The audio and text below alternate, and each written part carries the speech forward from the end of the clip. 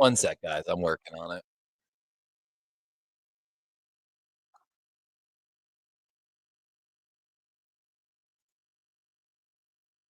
I'm working.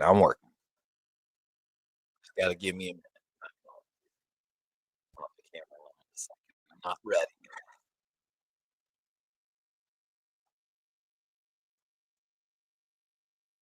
It took me a minute too because Fox Sports doesn't have the game on their website like they normally do, and then it's not on NFL.com with NFL Plus Premium, and then so had to go to my illegal little pirating sites to go find the game, and just had to close betting. The winner was the Lions. Complete that. I always forget to complete it. Rams, start betting. All right, now we got Streamlabs up too. It's not Sunday Night Football, but whatever. Actually, now I want to read the question. Week one.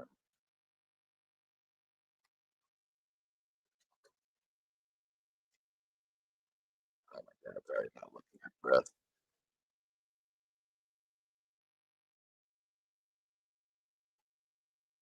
Be right back, guys. Still trying to get everything set.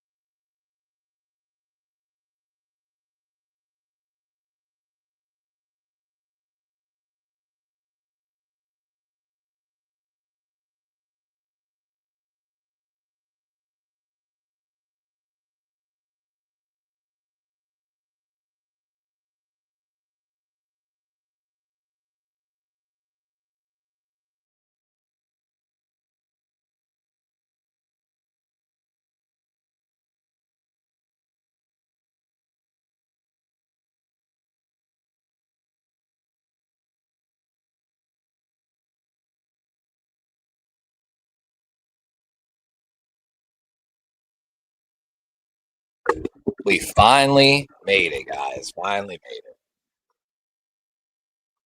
Stafford, plenty of time after the blitz pickup, and first down for the Rams here.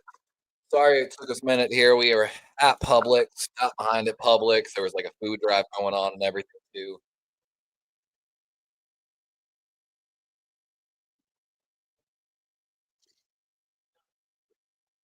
Let's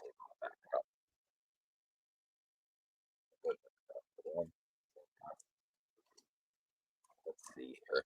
4:29 left on the clock. First and 10 on Baltimore's 40-yard line. Rams are pushing down the field, trying to take the lead back after the Ravens field goal. Kyron Williams off left guard tackle for probably about 4-yard gain. And I mean, it's not, good time here for the Ravens with all the injuries going on, all the people just out. Of course, no Lamar Jackson. I don't think Ronnie Stanley's here. I don't think Roquan Smith's there. Dafe Owe traded the other day for a new safety from the Chargers. Little play action, naked boot, and Stafford with a huge man open as Starks and Humphrey are there to tackle Higbee, but clearly there was a hole in the defense or miscommunication. Let's watch here. So Humphrey out there, Starks is the single high safety. So this is a cover one look. And I mean, if that's man, who the hell's on Higbee there? Hold on, I got to make a note of that one. Higbee at about 320. The breakdown. I'm making my notes so when I go back, because I got my film stuff, but it's just so hard. Right side run and nothing as Urban getting pushed around, and he looks like he's looking at his teammates like, what the hell, guys? Like someone was supposed to be there. He's still looking over at somebody. Where does he keep looking? And Marlon's not even in the huddle right now. This is definitely not looking good for the Ravens defense right now. Backed up on the goal line here. Ball on officially on the 8-yard line, maybe. 2nd and 5. Nacua, the man in motion. Stafford looking middle, right. Going over the middle and he tried to sling a little slide arm, no looker there to Davante Adams, but the pass a little errant and Davante unable to hang on to that ball. 3rd and 5. 2:32 left here in the first. Oh, and just a little too high for Conte. And Milwaukee Starks just got 8 on that move. Oh my God. 232.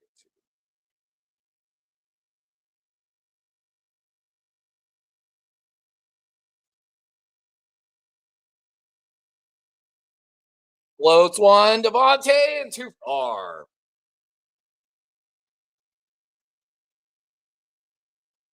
And got a little lucky there that the Rams didn't have a touchdown. That's 2 different times they had somebody open. And this time, Davante just working on Nate Wiggins, and he's got the space. He's got a whole step on him, but Stafford with a little bit of pressure, unable to deliver the ball where he wanted to go. Joshua Cardi out here for the kick for the Rams to tie this one up. 26-yard attempt should be a gimme. Sign says free the McNuggets on the back. And doink alert as it comes.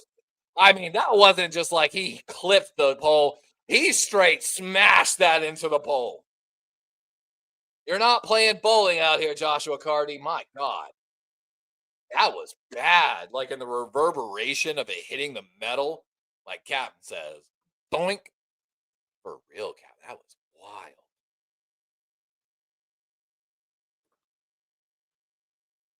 Oh no, do I gotta reload my stream? I think I do. I'm pirating the game, so every once in a while I gotta start the stream.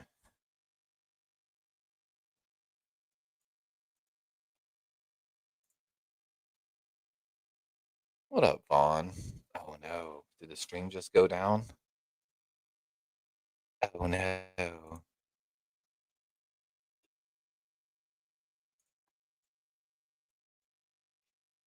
Oh, closed the wrong one. Whoops. Give me a moment. I got to reopen my game now. NFL is trying hard to get rid of these streams. Oops, wrong one.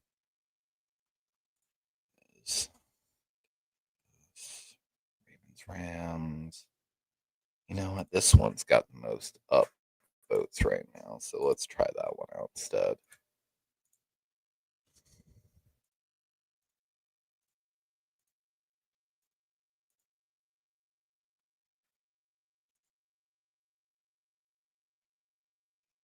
There we go. That's what I like to see.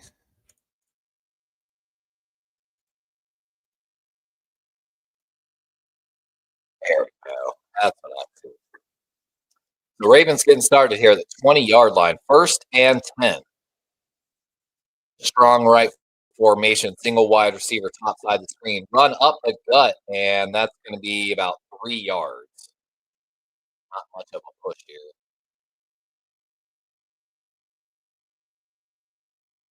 I mean, the wind is pretty crazy right now, they're showing. Yeah, even Hardy's looking at that like, what's going on there? Kid coming in with the first super tie of the night. Can I get my flowers about busting? Dude, cheeks. I mean, it's tough. It's tough. Welcome in, D1 Bond. He is pretty damn bad. But you got to admit, the Jets organization is pretty damn bad. 2nd and 6 here. Double tight set right. Cooper going there. Short little curl, and Mark Andrews is just going to drop that one, it looks like. Bro, that's a play in Madden.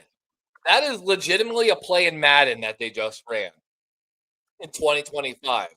With the double curl from the 2 tight ends out of that strong set. You run a trips formation bunch, 2 tight ends with a single wide receiver to the far outside. And basically the wide receiver or the 2 tight ends curl. The wide receiver can do speed out, wheel, like a little bit of everything. Like that's a Madden play, bro. We just saw 3rd and 6.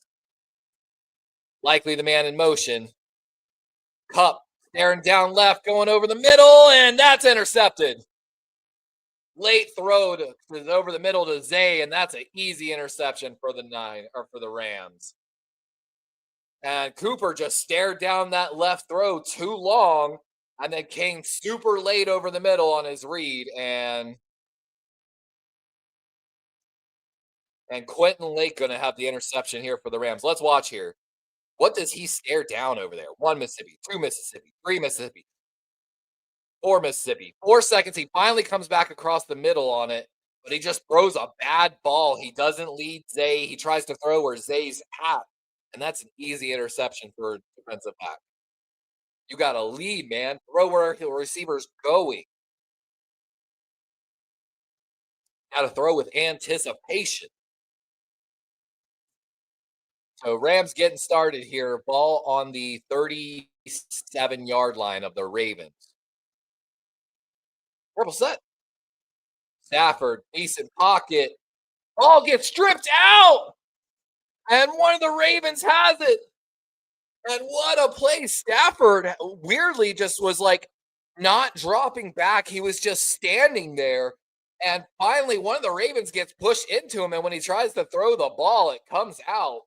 We might have to watch the replay, but as it stands right now, it's a forced fumble, Ravens ball. Yep, he tried to hold on to the ball, and that's Jenkins, the former Raider free agent, able to make a play. And Stafford wanted to throw a short pass, double clutched it, and when he brought the ball back, Jenkins was able to get a hand on it. What a crazy sequence of plays so far. Like, I mean, just blink of a field goal. And then Cooper Rush throws a horrible interception. And then John Jenkins gets a crazy forced fumble recovery. And like the crazy part is he ran it back for like 40 yards, it looks like. And on top of that, like the weird part was this, more than anything, that Stafford just was not dropping back anymore. Like he was just standing there as 2 guys were getting pushed back into him, and then just didn't roll, didn't like take an extra step back. It was Such a weird look like he was so ready to doink it off, but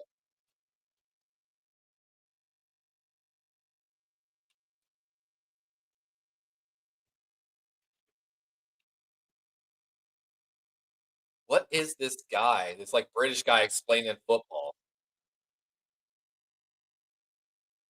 Like, so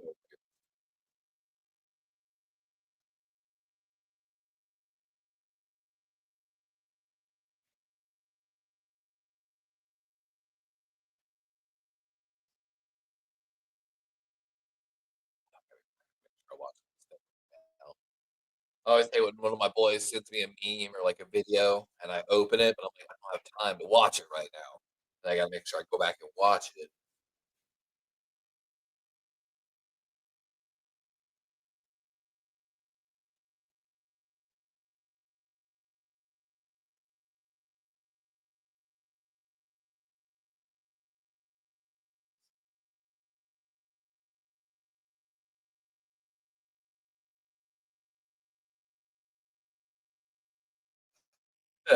Hilarious. Paramount Plus apparently dropped the Halo TV series.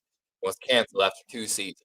It's now available on Netflix, which is why and it's become widely one of the more popular shows on Netflix right now, and is gaining a new audience and finding success on the streaming service. I'm guessing they're probably gonna continue Halo in their own direction. That's hilarious. Paramount just sucks at all of those. That's what it comes down to, deep down, and I've been very critical of Paramount Plus myself. I think their coverage of the NFL is garbage. I think honestly, Paramount often has issues with, subtitles. I have a big issue with that. Like something like that. Derrick Henry off left guard here, and that's about 4, maybe 5 yards with 1:15 left here in the first quarter. 2nd and 5.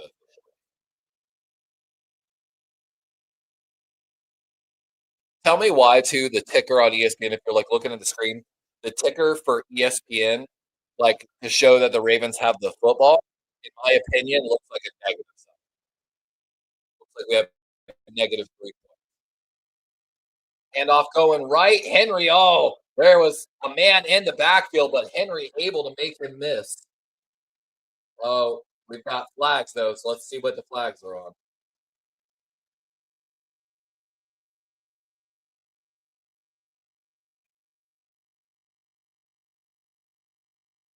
Block in the back. Ravens are gonna walk and look at Harbaugh. Oh, what? I hate Harbaugh's look, man. And it's on Linderbaum. Yeah, that's absolutely the correct call. That was so obvious a block in the back, and it wasn't needed.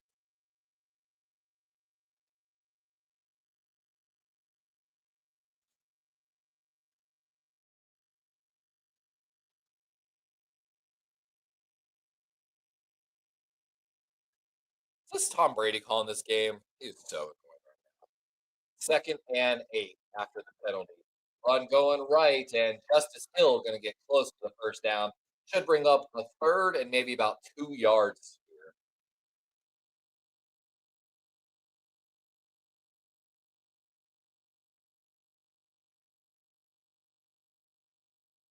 here. They're showing John Jenkins after he got that fumble return. He's taking it back to the equipment guys. Make sure he holds on to it. And with that, that's the end of the first quarter. So, 2nd quarter coming up here for the Ravens.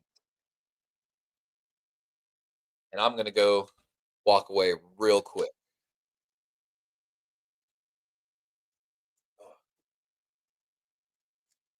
Need to add some media assets.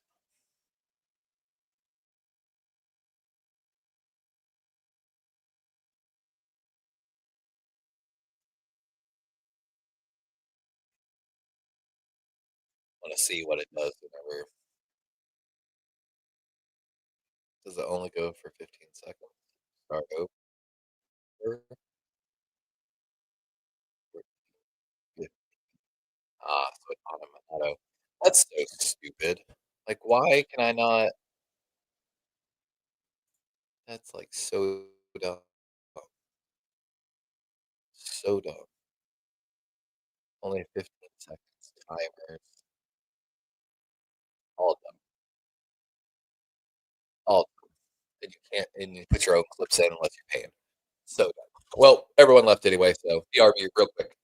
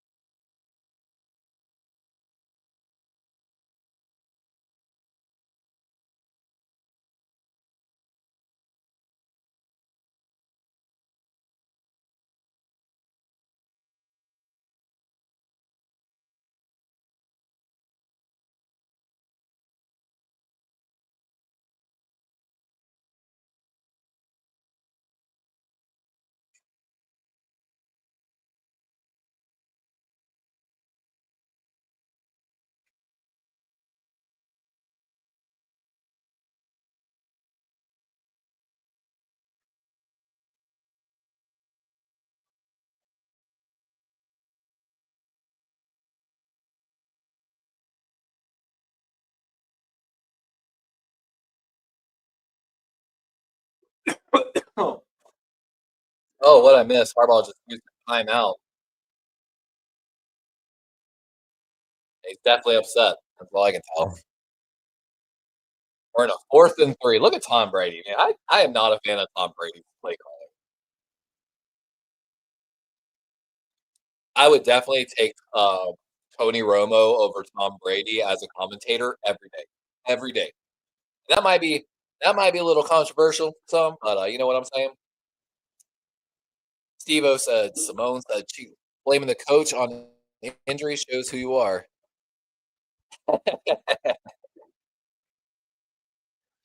Y'all had injuries and still won your game. And 4-3, Derrick Henry's off the field. Are they going to punt now? Do they take a timeout? They're going for it. Justice Hill's the back. Oh my gosh. 4th and 3. Are they going to hard count this? They're not. They're going for it. Oh my gosh. Rush throws a absolutely horrible pass. They took a timeout. So hold on. 14 left. We got to make a notice. Took a timeout to make sure they had 4th down play ready.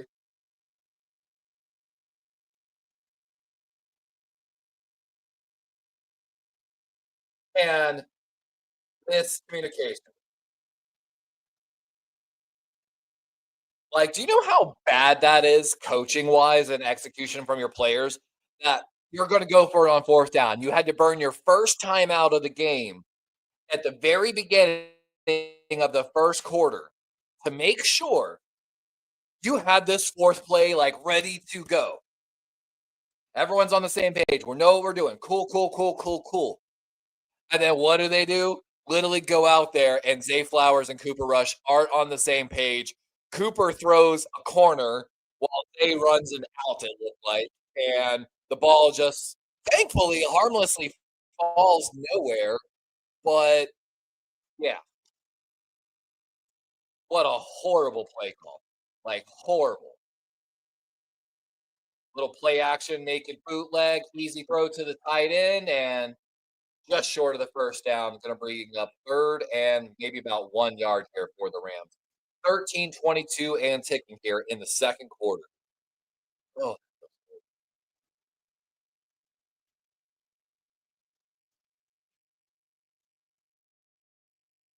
Ferguson, the tight end from Oregon, in there wearing number 18. Keep an eye on him.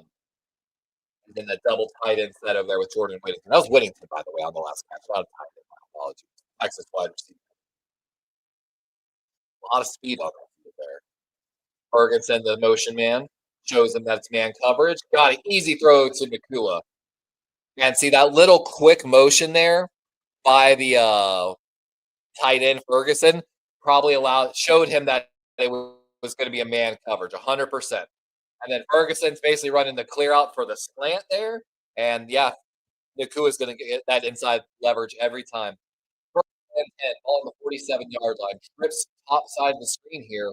Stafford going to look there. Works back across the middle, and what a laser. Oh my gosh. Davante Adams got his hands on it, but that was a laser. By the way, Gilman, the new safety from the Chargers, in there wearing number 12 for the Ravens. And my God, what a dart. And that hits Davante Adams just dead in the hands. But kind of like Tom Brady says, that's a 90-mile-per-hour fastball coming in on you. How fast and hard he lasered that over the middle.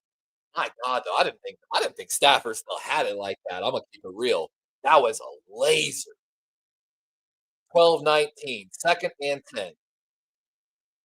Little orbit motion from the tight end. Ravens bring a blitz, handoff going right. Kyron makes first man miss, makes a second man miss, and tackled out of bounds, but not out until after gaining a first down of about 12 yards. So first and 10, 12-10 on the clock. And this is just a little, I guess you could kind of have that power, but that's like a counter cut from the running back on the weak side of the formation. You've got a 3-on-3 matchup. The three players for the Rams win.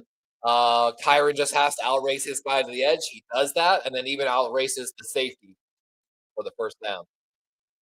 11:40 here. Run going up the gut, and nothing there as he bounces around a little bit. I think that's, Blake Corum.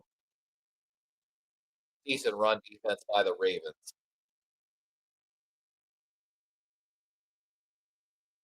Well, Steve, you got to remember, like, case in point, the Lamar Jackson injury wasn't the whole time. A lot of those injuries weren't the whole time, Steve. You know, and some of those people have came back as well in this game. So Stafford play action, got time, and his tight end drops it. Had his tight end, but just unable to hold on to the ball. And that's going to bring up a third and long here for the Rams. Also, the thing, Steve-O, is this. There weren't a bunch of NFL analysts on NFL, ESPN, and all these others going out and claiming that the Niners were the most talented roster in football. There were a lot saying that for the Ravens, talking about how even their backups were so great. And I even talked about it. You know what I'm saying? So, yeah, as some injuries happen here and there slowly, less they've amounted to a little bit right now. But no, next man up. That's a Super Bowl caliber team. And that's what good coaching does. Coaching, bad injuries can make you lose a game. Injuries don't make you get blown out by one of the worst offenses in the league, aka the Houston Texans. It doesn't prevent you from creating pressures via scheming on defense against the sixth worst pass blocking offensive line in the NFL. We only got one sack in that game, and it was a blown pass protection by the Texans in the very early of the game, which they fixed and never had the issue for the rest of the game. And again, I've been watching the film. I went and bought NFL Premium so I can do the filming. I got fucking notes right here, motherfucker, like on just the Houston game about how people are just missing blocks. The gap scheme is an absolute fucking mess. Like, and over the middle, wide open. And Nacua, the huge game.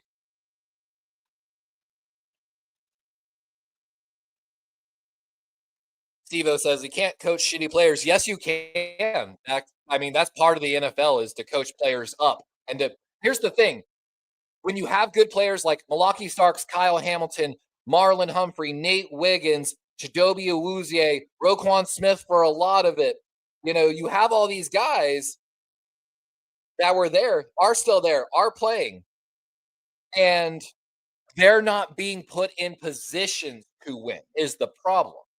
There are plenty of still talented players on this team. The defensive line I talked about now after Matabike, pretty big issues. But the edge players not being coached up, 2 second-round picks, a first-round pick, a fifth-round pick invested into that edge room over 3 years. That's lacking to develop your players. And Nacua might be hurt after trying to in a jump ball with Kyle Hamilton there.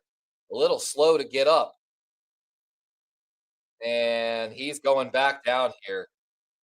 And he's holding his left ankle, it looks like, for Nacua. Must have came down a little awkward on it. Now, Steve, I will give you, it's a combo. Doesn't help losing big players, but those big players were not playing well before their injuries. And part of that is them, but part of it is, again, like, let me give you an example, Steve-O. And Kirk Frankfurt did this clip last year. So when you have a free safety on outside the hash marks, top side of the field on the weak side formation, on a man coverage on a halfback in a shotgun on the right side, strong side of the formation. When that halfback goes on a swing, the free safety has to cover 30 to approximately 40 yards of field while working through traffic to get to his man. That is the easiest read of a quarterback in his fucking life. Is that a player's fault or is that the coach's fault? Are maybe their rules and concepts that they're running creating issues in communications? Like, Steve-O, I love how you haven't been here watching the Ravens. Nate Wiggins literally 2 weeks ago in that Houston, or a week ago in that Houston game, jumping, throwing his hands up in the air, screaming, "What is the play? What is the coverage? Guys, what is the coverage?" For literally more than 7 seconds straight, yelling for someone to tell him what the coverage is. And of course, guess what happened? A touchdown on the opposite side of the field. Nobody knew what the coverage was. Nobody knew what was going on. And it's the defensive coordinators more than anything. They're literally moving around.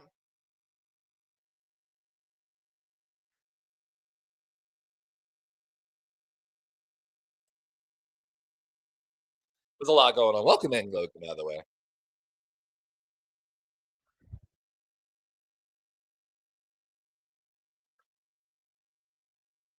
Devo's in his feels today.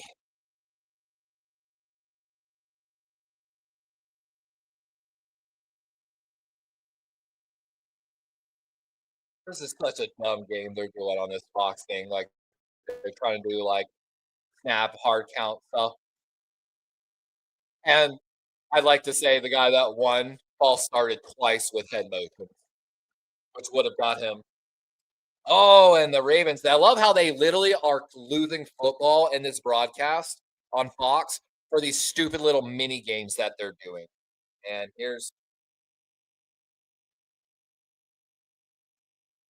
that's weird. So Nakua didn't really like fall on his left leg weird. Maybe he kind of got like cleat hit a little bit. But he's definitely feeling it.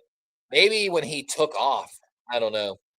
But unable to get that 3rd and 11 here. Josh Carty out now for a 36-yard field goal attempt. Of course, Gamecast has already ruined it for me, and they made it. Woo! That was a wild ball. LA is not going to be able to rely on their kicker late in the game, and I think that's what Sean McVay and Nakua is receiving help walking off the field, and that's going to hurt. My God, I can't even see where that ball went. It was such a bad kick. What is going on with the kicking game right now for LA? Cardi has like knuckleballed 2 of them in a row. But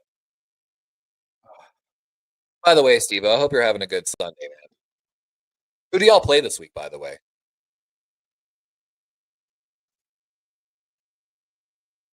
I need to go check up on the other games.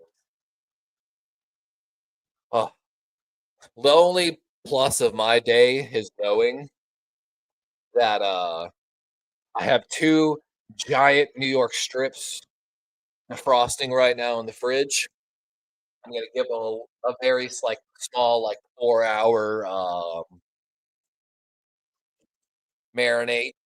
I wanted to marinate them overnight, but I was a little late pulling them honestly, and then I started my day too late today.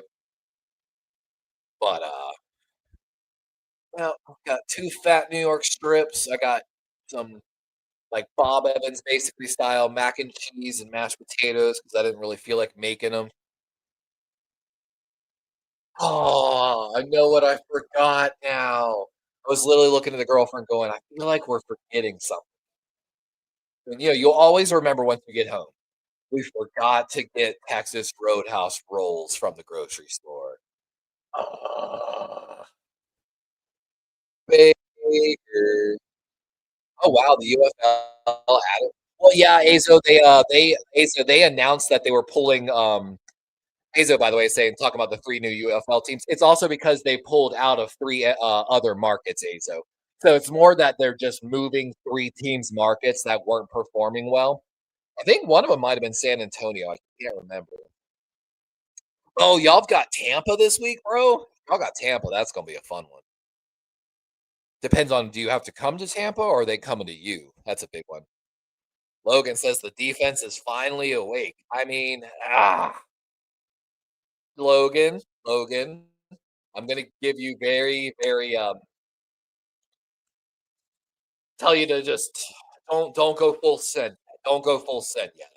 You know what I'm saying? Um,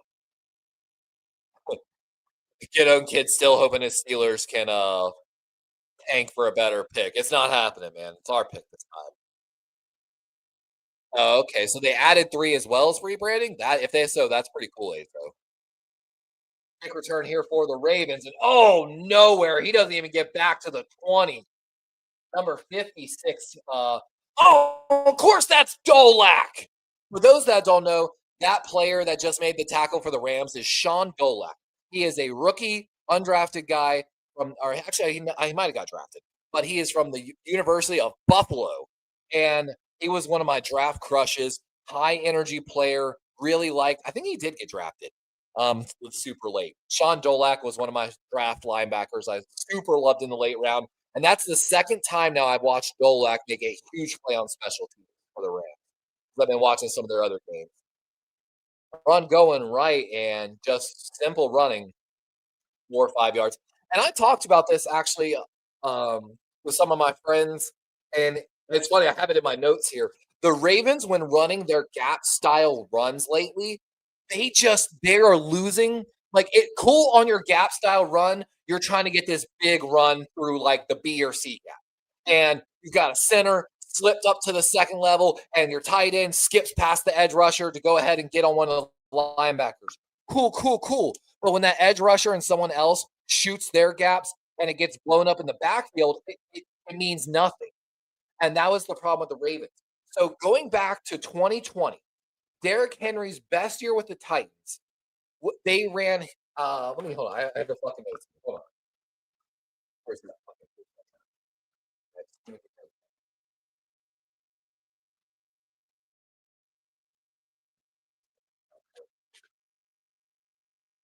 There we go. They ran 68% zone in 2020, 267 zones to 100. I think that's 75, 25 gap style runs.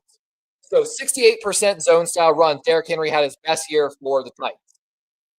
The Ravens so far coming into this game, 33 zone, 31 gap, almost a dead even 50-50.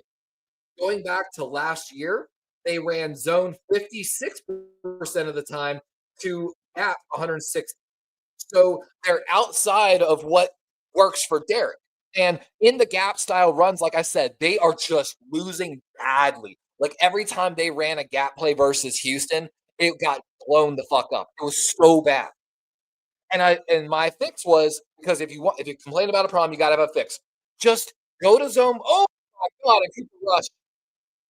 And that should be I think he got it away, but should be an incomplete pass, almost a sack, almost a fumble. But simple fix for this. Go to zone blocking. Yes, you might not really have these designed big runs where you think, "Oh, my running back's gonna take off for 20 yards," but it will continuously get you 3 to 4 yards positively, continuously, and give Derrick Henry at least a chance to go one-on-one against a linebacker or safety, which I think he can win those fights. And then it becomes not a 3-yard gain, but a 5 to 10-yard gain. Then he gets the safety. And if he beats the safety, he's gone for 60. But because like one of the things I noticed, like when you do zone blocking, the basic fundamental rule of zone blocking is this. It's called the 10-50-90. 10-50-90. No matter what, wherever you line up, someone is either 10%, 50%, or 90% your problem. And basically, it's the idea of this that, like, if the run's going right, and I've got a guy shaded to in outside technique of me, because you have over top, interior, IO, and over top, whatever you call that, zero technique, whatever. But so if he's outside shade of you to play side, he's 90% your responsibility. But wait, that's not 100% of your responsibility. That means you have to give 10% to the guy if you've got a guy coming from the opposite side. You got to help, like, give a little pop with the arm or something before you go try to blow your guy out of the water. You know what I'm saying? And a lot of times, nobody's helping anyone. There's no trust in the O line. There's no continuity in the O line. They are all playing so separate and independently, and everyone's worried that, like, Linderbaum and Rosengard are constantly worried about what Lele is going to do, and it is impacting their play. You could kind of say the same thing for Voorhees. He hasn't looked that well either. But nobody's helping anyone. And like, so let me give you an example. In what was it, Buffalo or no, Kansas City? I've seen it so many times. It's kind of hard. So what happens is they'll pull Falele on a run going left. And the moment they pulled Falele, Buffalo did it twice to us. And one of them was the fumble on Justice Hill, and the second one was the game-ending play on Derrick Henry, where I think he fumbled. But they pull Falele going left because everyone knows the Ravens run outside left. And when they pull Falele, Ed Oliver shoots that gap so fast and so hard from where Falele came, Rosengarten has no chance to get there. Absolutely none. And then Ed Oliver's just following behind Falele, like Falele's playing follow the leader, basically. And Ed Oliver's just on his ass waiting for that ball. And then that's how that Justice Hill got blown up. He fumbled, which we did recover. But that's exactly how Derrick Henry got his fumble, was the same exact. And that's what, again, I know I'm lower than an armchair quarterback over here. What do I know about fucking football? Excuse my language. But when it's that easy for me to watch on the film, I get a little upset about my coaching staff. And they're trying to replay here. This might be a fumble, or I mean, sorry, a sack, but looks like they're not going to count it. Second and 10, 7:43 here in the second half. Ravens on the 32. Short pass left to Andrews.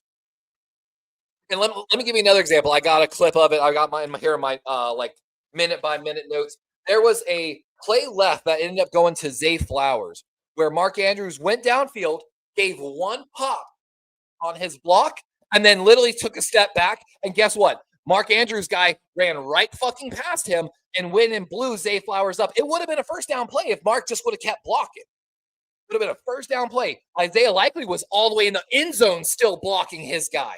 There were so many people blocking, and Mark Andrews gave up immediately on the play. Trade him. Trade him. And, short throw left. And Zay's going to make something happen. And we've got a first down here for the Ravens. 6:55 and ticking. What up, John Jay? John Jay coming in and say, F the Lambs. And what's up? He said they trash. Yep. I feel you. I know the Niner fans want the Ravens to win just so we push the Rams back a little bit. Logan saying, praying we win this, man. Until Lamar comes back, I'm really whatever, to be honest. But I'm gonna be here for the losses, even though, it might be hard. Handoff going left. Henry and blown up. He maybe gets a yard there. Cooper Rush, 6 of 11 for 34 yards and a touchdown so far. Oh, Mac hurt his ribs this week. That's rough, dude. He's been playing great for y'all. The joke of Steve-O for the Niners is they always get a quarterback who steps in for an injury. He plays well. They stay with the hot hand. They give that guy a contract. He gets hurt. Somebody comes in on a low contract, plays well, and then forces again the Niners to have a decision. Wait, do I go with the hot hand or do I go back to the guy that I gave? Like it started with Garoppolo, then there's like Kaepernick involved in that. You could almost argue like we're seeing it now with the Purdy Mac Jones situation. Like legitimately, it's not a curse, but like it's pretty wild. Like they pointed to some guy on one of the big like oh what's that? I forgot the name of the podcast. It's one of the really big ones though, and they were actually the first ones to point it out. I was like, bro, that's wild. And of course, they pointed out the whole thing was Chicago too. And Cooper just got to get rid of this one, a corner blitz on 3rd and 8, and Rush just absolutely panics and puts that ball in the dirt by Andrew's feet. And he even looks disappointed. Let's see here. And yeah, uh, yeah, somebody's got to take control of the protection there. Like even Tom Brady's saying, Cooper Rush did nothing for the protections there. No one talked about protection. It looked like on the offensive line before the snap. That was just bad.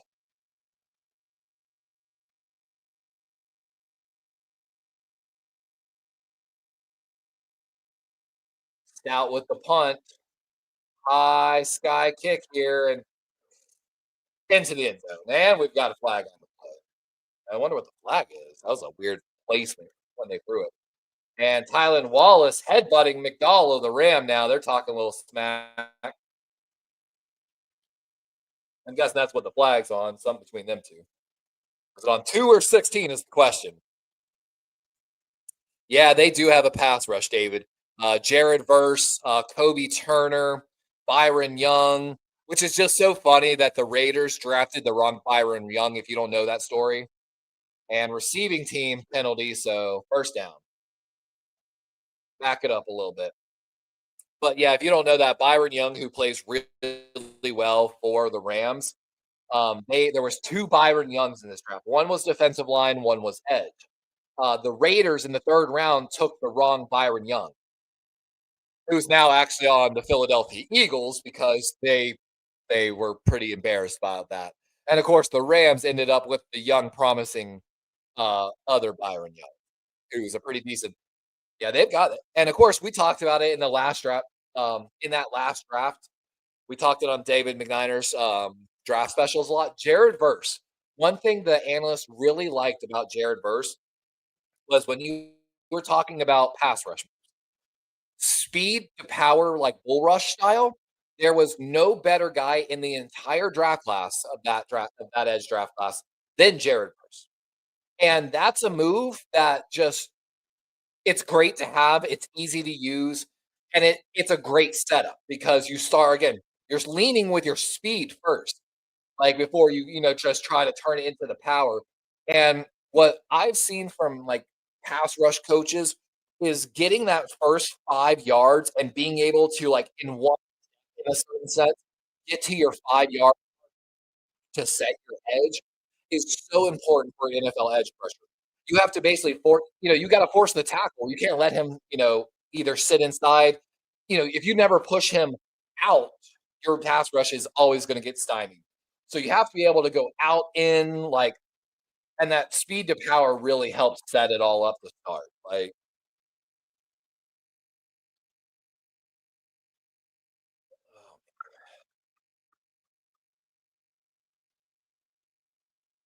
oh, so Puka's left leg ends up like kind of whipping into the knee of Kyle Hamilton. Ooh, that might be a shin fracture, possibly.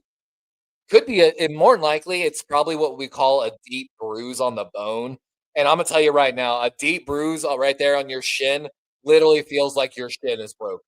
There is no difference in the pain level, um, but it's just really weird because it doesn't look like it's broke and, like, I've experienced that before. It is, not fun at all. Rams long field to go here, starting at their own 10-yard line after the penalty. Quick throw left from Stanford, Stafford, and that's about a 4-yard gain. 4:55 or so. Rams basically have an opportunity to run a 4-minute offense. What a play call by McVay. My God. That's a fine print on the back. And, I've been honestly thinking about trying to build my own playbook, my own play calling sheet from scratch in a certain sense. And slowly wanting, because I don't know, there was a play design the other day I was thinking about, and I was like, damn, I bet you hooking a post corner route, like a double move post corner on the backside X of this play, like it only works if you got a quarterback with a cannon.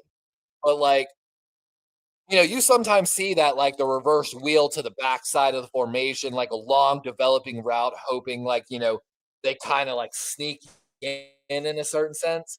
And I'm like, damn, a double move post corner because the safety on a cover two will bite on that post.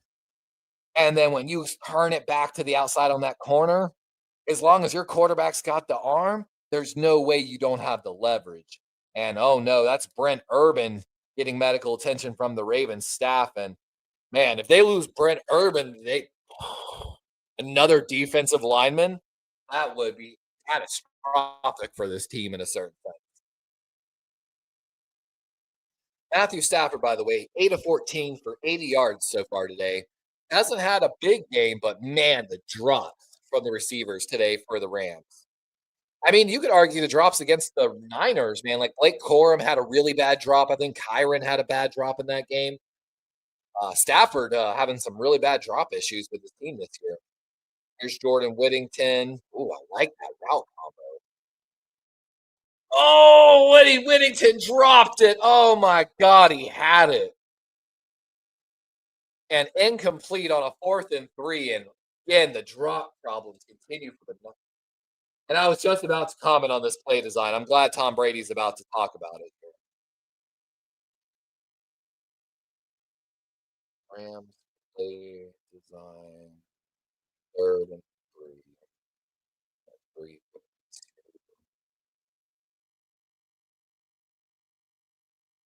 And there the announcers are talking about these Rams drops are been like Pattis. Oh, ball's out!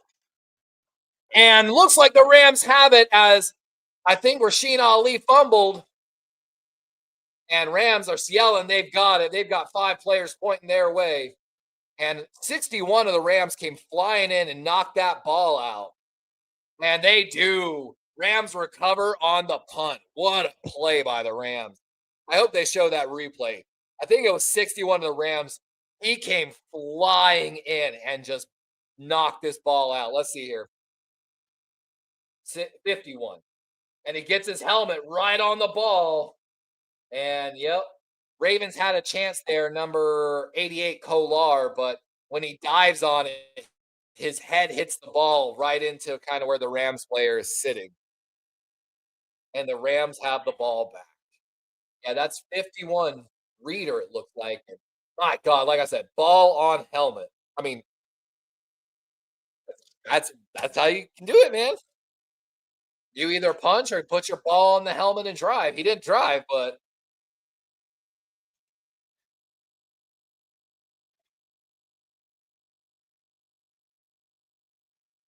oh, wow. What is that penalty? They threw a penalty out of nowhere. It's an illegal man downfield by the kicking team. And that's what they're saying, though. Even the announcers like, we didn't even know there was a flag thrown. Where's the flag? I never even saw a flag thrown.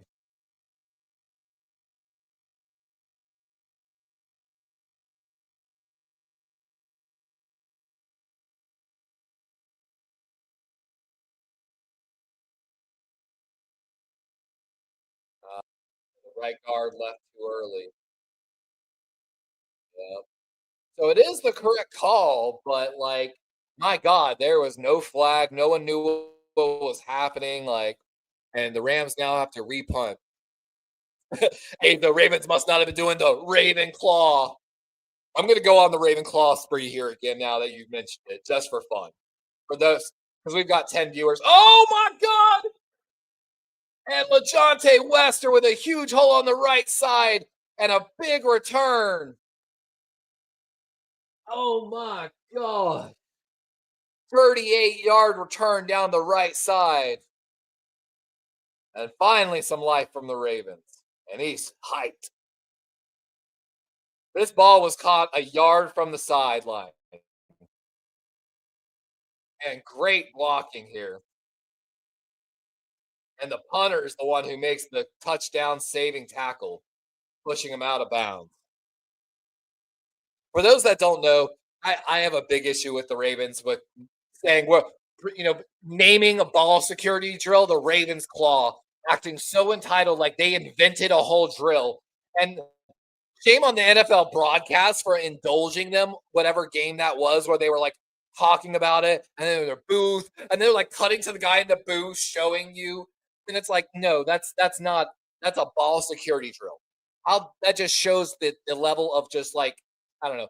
And here's Nacua back. He's coming back here for the Rams. He's warming up. And like I said, more than likely that was a deep bruise on his shin. It hurts, but you're okay. There's nothing wrong. Ravens with 82 rushing yards so far, got a good total as they continue to run right. And there's a first down. Good run by Henry. And that's what I'm talking about. They're just going back to simple running. And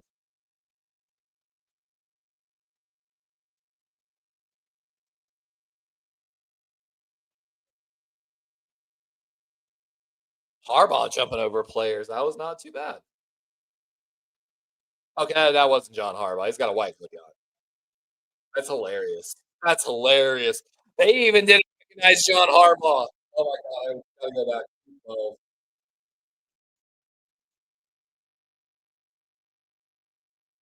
I didn't believe it until they said it. I was like, I guess that's him, and then it wasn't.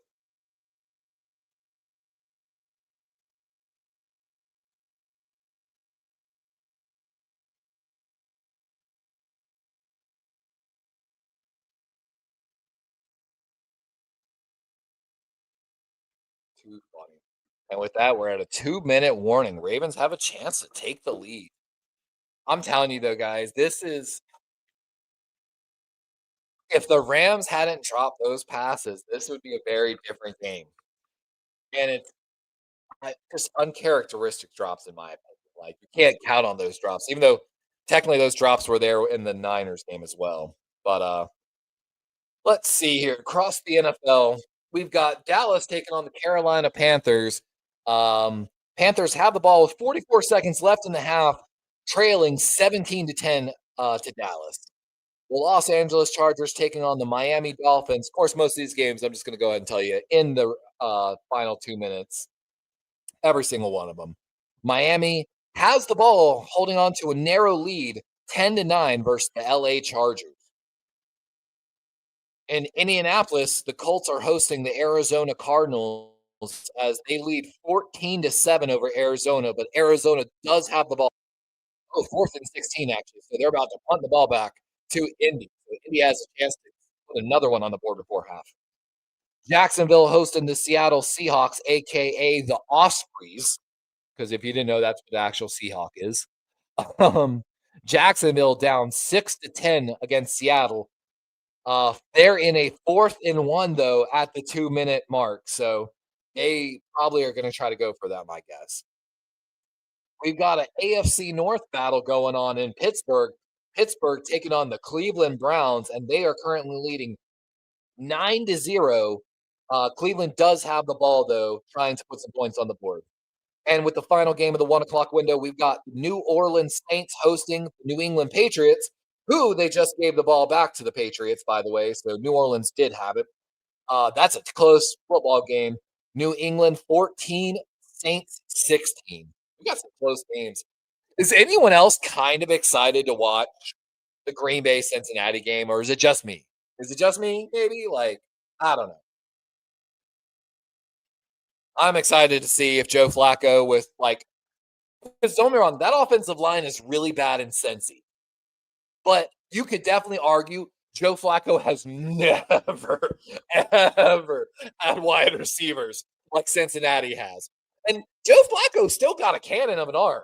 Like, let's not get that twisted. I think he can still lob that ball downfield. Oh, run going left. Rams get blowing up on their run defense, and Henry's down at the 3-yard line with 150 and ticking for Baltimore. First and goal. This is like a goal line formation. 13 personnel, 3 tight ends, 1 running back, and just run it left and just man, the Rams all went the wrong way at the snap. That was pretty bad. Rams are just playing some bad football today. I'm gonna be honest. Like certain aspects are really good. Like that fumble they forced, great interception. Oh, wonderful interception. These drop balls though by LA. Some of these offensive assignments, gap integrity on the runs by the Rams D line, a little sus. And if I was the Niners, I'd be watching this tape a little bit, going, huh, if we can do that. Because even the Ravens are getting some rushing yards too. 3 tight end set again for the Ravens. So another goal line formation, ball at the 3. Handoff going off right guard, and Henry's going to be stopped a yard short. Second and goal. Both teams have 1 timeout each. So let's see. And LA has taken their final timeout there. So if they get the ball back, they will have no timeouts. And my God, look at the gray in Matthew Stafford's beard. They were just showing Matthew Stafford, standing up, getting ready and such, and that gray in that man's beard. Holy Lord.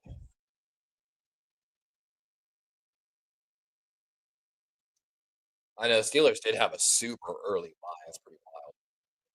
All right, time to go check in and see how fantasy football's going for me.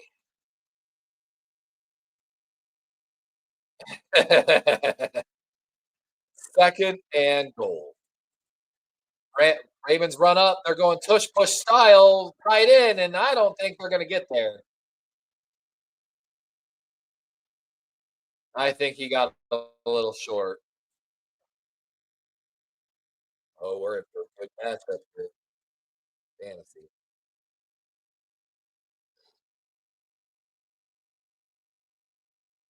Oh my God, it's not there.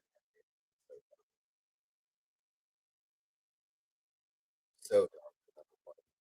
And I really hope Lamar Chase plays. In trouble.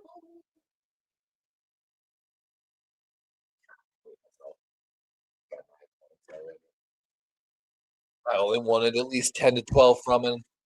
And they're going tush push again. He does not get. Oh, ball's out. Ball is out before they whistled. That ball was 100% out before they blew the whistles. I guess they're going to rule forward progress, so he doesn't get there. But Sean McVay is definitely upset, and I kind of would be too if I was McVay. They could possibly. Oh, they can't challenge, but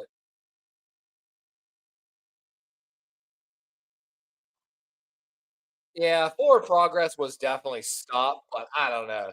I truly think they should let them go there. And with 15 seconds, the Ravens, I guess, are going to run this all the way down and then try to go for one last touchdown run.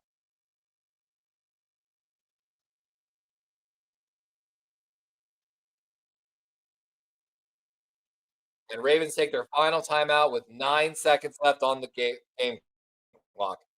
And I'm guessing they're going to go for a touchdown here on fourth and goal with Derrick Henry.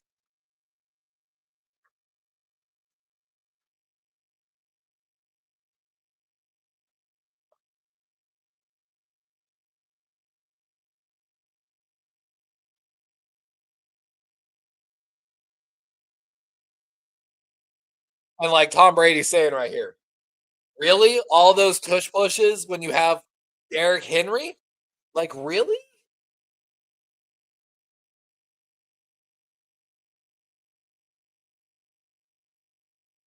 Like Tom Brady said, if you can't gain 1 yard or half a yard and 3 tush push all those plays, and 6 offensive linemen, 3 tight ends, no wide receivers here. It's a run, and Henry's not going to get anywhere close as the Rams blow up this play and just all the Ravens offensive linemen staring up at the board. And there are boos coming down in Baltimore right now.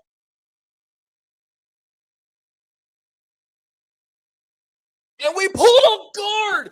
We pulled a guard on the goal line. You don't do that. I just explained how they have been constantly shooting the gaps. Yeah, and they pull the left guard. Why?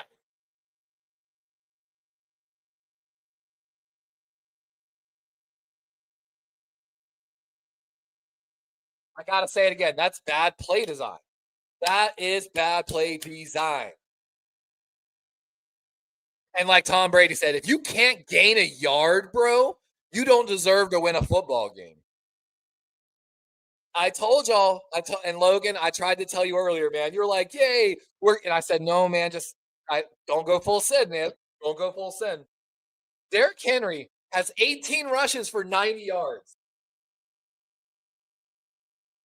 18 rushes for 90 yards. They're finally giving him the ball, and they in the goal line. They still like, nah, let's wait till the very last attempt. And with everybody and their mama know we running it. And everybody and their mama know if the Ravens are running, we're running left. Let me give you 2 things every defensive person in the NFL knows about the Ravens. If they need a big run, they're running left. And if they need to get a goal line, especially a 2-point conversion pass, they're going quarterback sprint right. Every time. Every fucking time. Every fucking time. But, what can you do? What can you do? It's a it's a problem, a problema.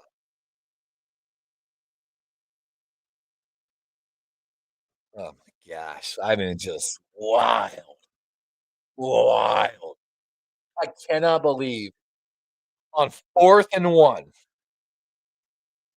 on a 4th and 1, they decided to go with a trick left guard gap style run. So let me explain something. If you've not, all right, let me explain this. I wish I Where's my fucking whiteboard? Where the fuck is my whiteboard? We're gonna go full autistic mode here. Okay, let's see if I can explain this. 1, 2, 3, 4, 5. Brought in an extra offensive line.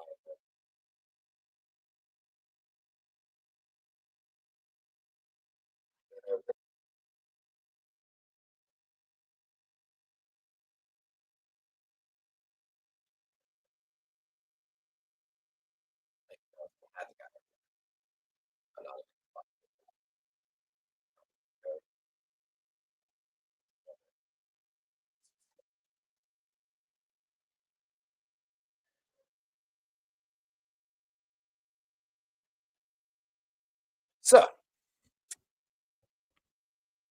if you are going to pull the left guard while running to the left side of the halfback in a deep style formation, and they are goal line style, just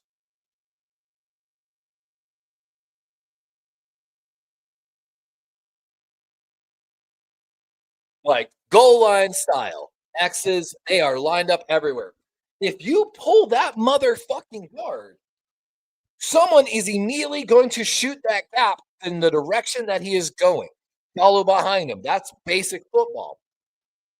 That forces the center to have to reach block to an insane level while there is probably a 340-pound nose tackle sitting over top of him looking to blow him up off the line as soon as he snaps that ball, trying to get a bad snap forced, honestly.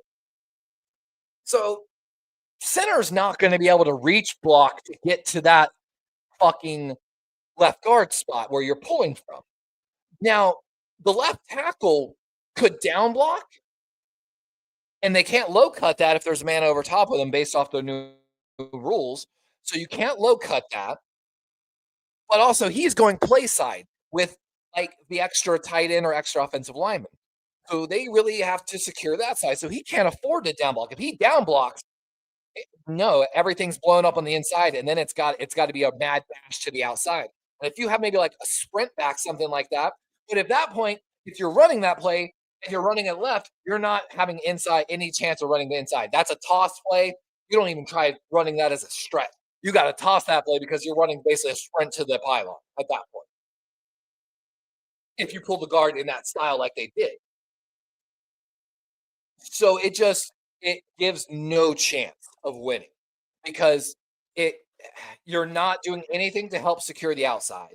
You've got two linebackers minimum shooting over the top on you, or a linebacker and a safety shooting over the top after you. So highly unlikely you're gonna really get to the outside without the toss. Um, you have no chance coming back inside because you've got someone shooting the left guard's hole. And not even like a linebacker. It's just gonna be a athletic D lineman shooting that left guard hole. So you've got no chance of cutback. You're doing nothing to help secure the edge. Even if you get to the edge, you've probably got two guys coming over the top of you. Like, and then the left guard pulling gets in the way that if there's any push on the outside edge, which is what happened, he's got nowhere to go, and the play just looks even worse. And I just sat here and told y'all how bad the Ravens look when running gap style plays, which usually gap is if someone is pulling. They're running to a gap and pulling a guard to go get over there. And then the blocking becomes a little different. And every time we've pulled a guard, we just can't do it. We Voorhees is not doing it. Lele's not doing it. When we pull our guards, our guys are getting pushed back, and so the guard is either having to like swing extra around to get around the guy, or what I've seen a lot in the tape is they are literally just running into like the tackle who's been pushed back a yard into the backfield, and they're like, "Ooh, oh god, where do I go?" And they just stand there, like,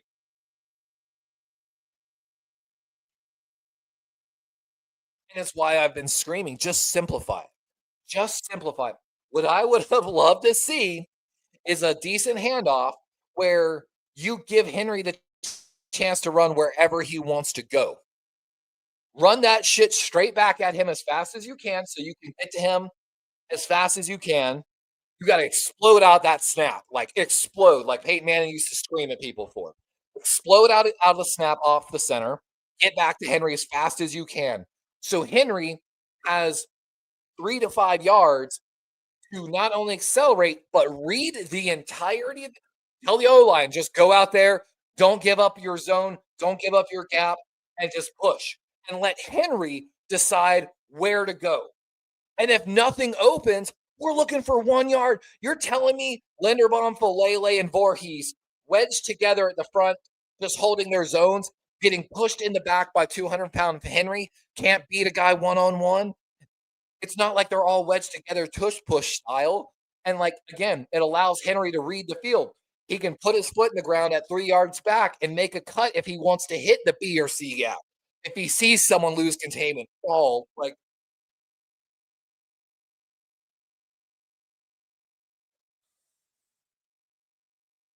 Henry could jump over at that point. Linderbaum's not that tall. Voorhees isn't great either. That Falele, you're not jumping over Falele. Plus, Falele plays with no pad level, so he's already playing all the time super high at 6'8". But like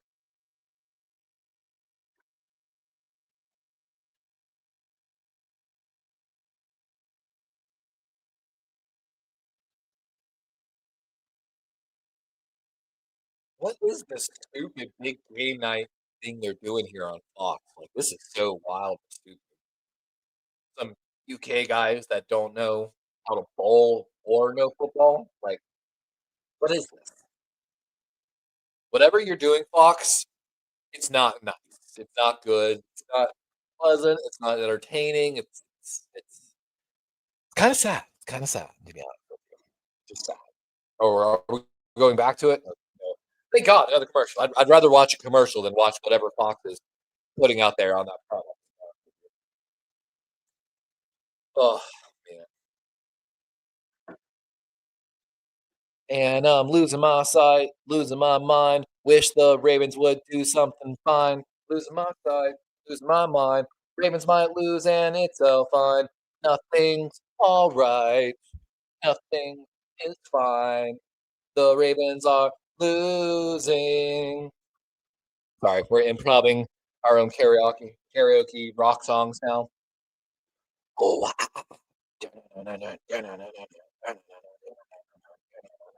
oh,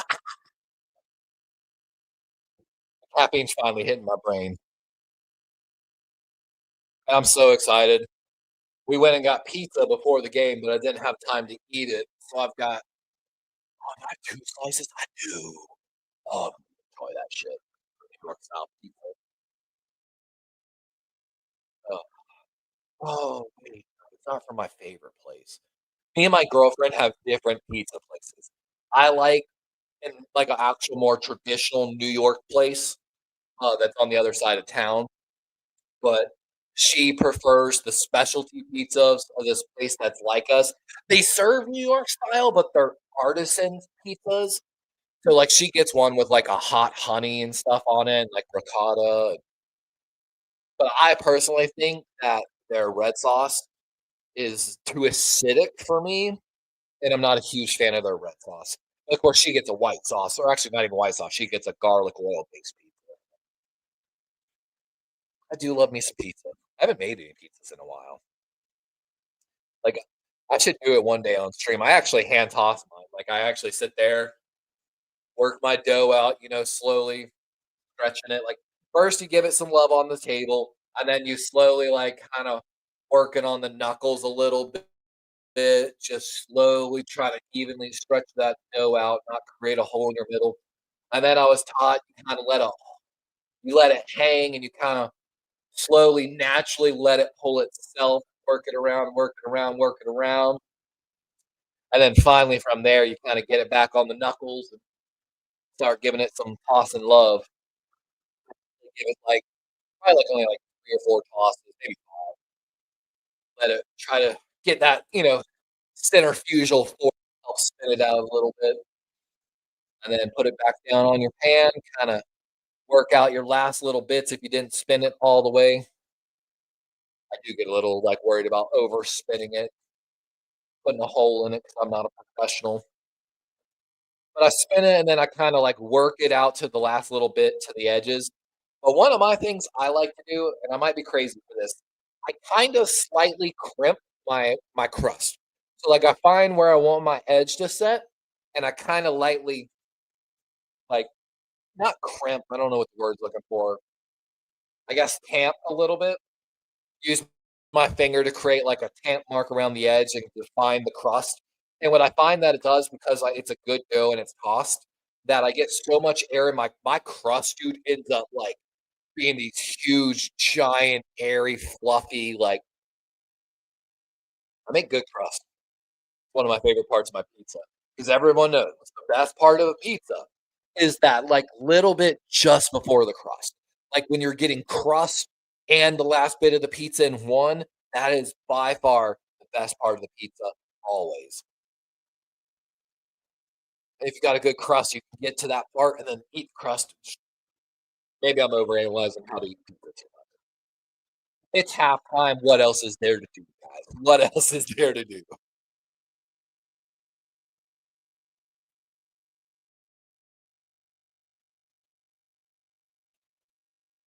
I am so confused on what this is. Big NFL game night, the Super Bowl, like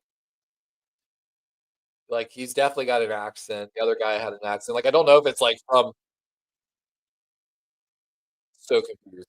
Logan's having flashbacks from last year. I don't blame. And like they're saying, weather's playing a factor with the wind, which I can see that. If it blew the ball like that, I can only imagine what a downfield pass would look like.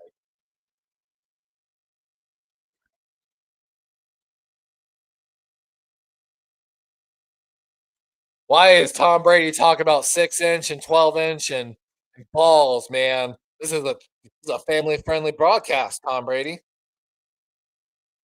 Uh, well, Baltimore's getting ready to kick the ball off, so the Rams will start with the ball in the second half and keeps falling off the tee, so they're going to have someone come out and hold the ball. And I'll be right back, guys. Oh my god, look at the wind, man! It's blowing the goalposts like straight sideways. I'll be right back, guys. Hopefully the Rams won't take this back.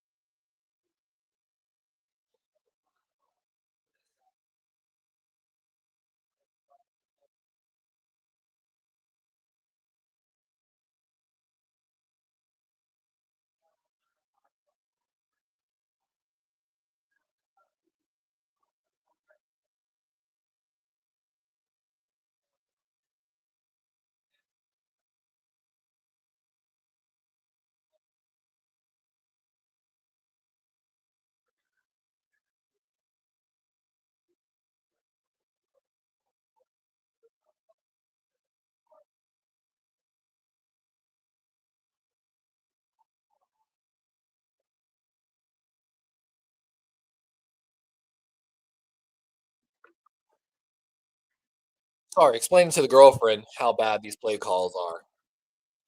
Oh, Azo stuffed crust is really good, and I'm telling you right now, I actually opened the Pizza Hut down by the Lowe's food there on 707 and what is that? Tournament Boulevard. I opened that one when it first was open, and Pizza Hut literally just does the cheese sticks, like those like mozzarella, whatever cheese stick things you get in the store. That's what they put in their stuffed crust. So you can do it at home super easy, like super easy. Azo said, "Listen, what the hell are we doing? We're watching NFL football. It's halftime and a total 6 point, like for real." And that looked like a flag, and that definitely looked like it should have been a flag on the Ravens, but no flag.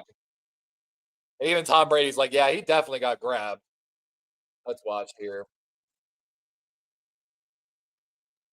Oh, yeah, that's absolutely a pass interference. Oh my god. That's a horrible missed call by the ref. That was a horrible missed call by the ref, and they're gonna go for it on 4th and 3. I definitely would watch a hard count here from Stafford.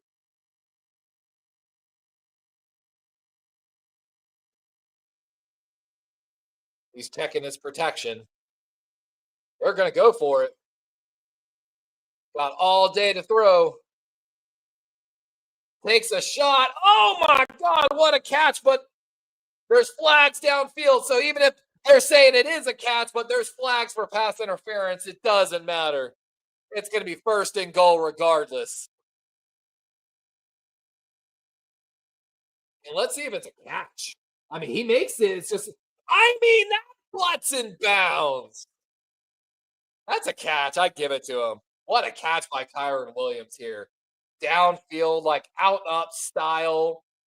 I, I just want him to give it to him. That's just a great catch. That's a halfback running an out and up or a corner. I don't even know what he ran. He's just so far downfield, and he makes a great catch against Jerome Sensen, the linebacker for the Ravens. Yeah, I just love Tom Brady's seeing everything that I see, and I usually don't like Tom Brady, but I guess I'm not. He's not calling Patrick Mahomes games, so it's okay. And Rams, oh my God, Kyron Williams walks into the end zone. That was so bad, so bad. And with that, the Rams are in the PAT are going to take a 10-3 lead. They might not even kick the PAT at this point. Like, yeah, great split back block by the tight end for the Rams. Seals Ojabo. Ravens are just getting bullied down the field, pushed 3 to 5 yards downfield on the right side of the D line. Ooh, that PAT was almost blocked. And with that, it's a 10-3 football game. Rams as they head to the first commercial break of the second half. And Harbaugh, that's a look of a man who knows his job is probably done. Like, this is just bad, man. And again, yes, I get there's no Lamar, but you should see a certain level of what's the word I'm looking for? Uh, not accountability, a certain level of just competitiveness, certain things coaching wise. Like, I don't know. I feel like there's a lot of things like, and again, like one of the things that we've been harping on Harbaugh and Monken and this new O line coach is everyone's been like, hey, Daniel Falele's not it. Like, at least Voorhees had an injury problem. Daniel Falele's been healthy and just not playing well. Like, and they, even though the fans have been at Falele for years, and they've been trying to tell us, you don't know anything. You don't know football. He's a great football. Like they constantly sit there and like we don't have eyes. Like we don't have access to review. Like there aren't other NFL analysts talking about it. Like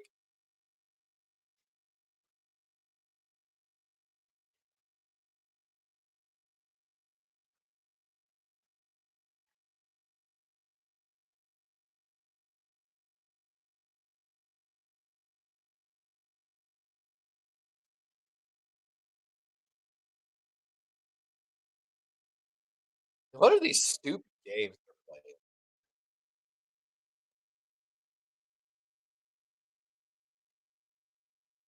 This going to determine who wins the game. Is that what's going on? The NFL is like, you know what? We're going to make how we rig the games better.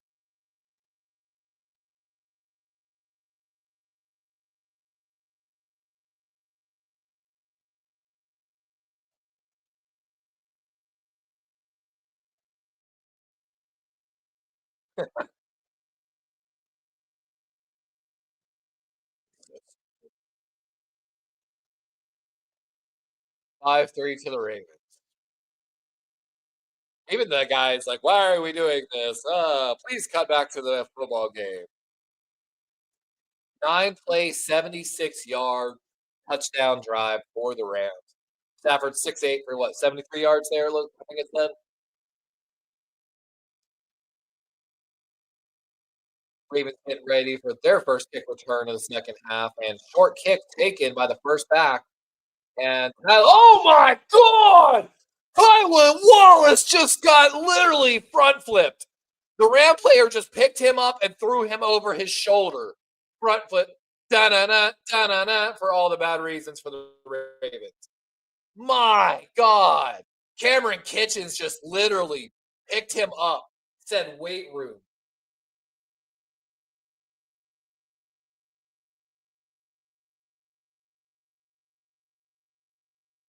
Oh my God. And you're going to see that all over fucking ESPN for the next week. Like, holy shit, was that wild. Little play action over the middle. Andrews with the catch, and we've got a flag down, though. As it stands, a first down, but a weird throw. That going to be offensive pass interference? Yep. That's kind of soft. That's a soft call on Andrews. I'm gonna be honest. Did you get on kid? Did you just watch Tylan Wallace get suplexed, bro? I'm gonna go make a clip of that later. Like, da-na-na. Oh my gosh, that was funny. I've watched Andrews do way worse, and he usually, I will admit, Mark Andrews is very guilty of offensive pass interference a lot. His route running has been super just lazy lately, and he's gotten away with it. But that was not a pass interference. The last game he had a couple that should have been. Zay Flowers short, makes a couple men miss, still going, and oh, ball came out. Rams have it. And the Rams down at the 20-yard line as Zay Flowers trying to make too much happen as the ball punched out and Ravens fumble again. And John Harbaugh stares in. I am so for this. Let me say this. Let me say this straight eyes to the camera here. I am happy to see the Ravens fumble issues continue because they have the audacity to be like, the Ravens claw. We're doing the Ravens claw drill, guys. We're make sure the Ravens were doing the Ravens claw. Bitch, it's called ball security drills. You are not so great of a coach, so great of an organization that we are renaming fucking basic offensive drills here. Shut the fuck up with the Ravens claw shit and do ball security drills. God, like I said, it's like audacity level shit, in my opinion. Audacity level shit. And so every time I see a fumble, until I hear the Ravens call it a ball security drill and not the Ravens claw, I don't care if these fumbling issues go away. It's that simple. I don't care what any fan thinks of me for it. It's all on the coaching staff. It's all. What up, Kenny? How you doing today, brother? Ghetto Kid says, "Hold that L. You ruined our tank." And easy pass for Stafford, and gonna walk in for a touchdown. He's doing the fake injury gritty. Tyler Higbee, as the Rams are going to go up 2 touchdowns now in the first 4 minutes and 40 seconds of the third quarter, officially.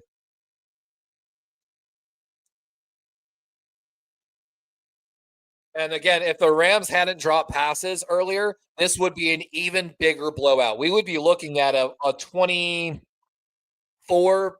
blowout approximately right now, probably.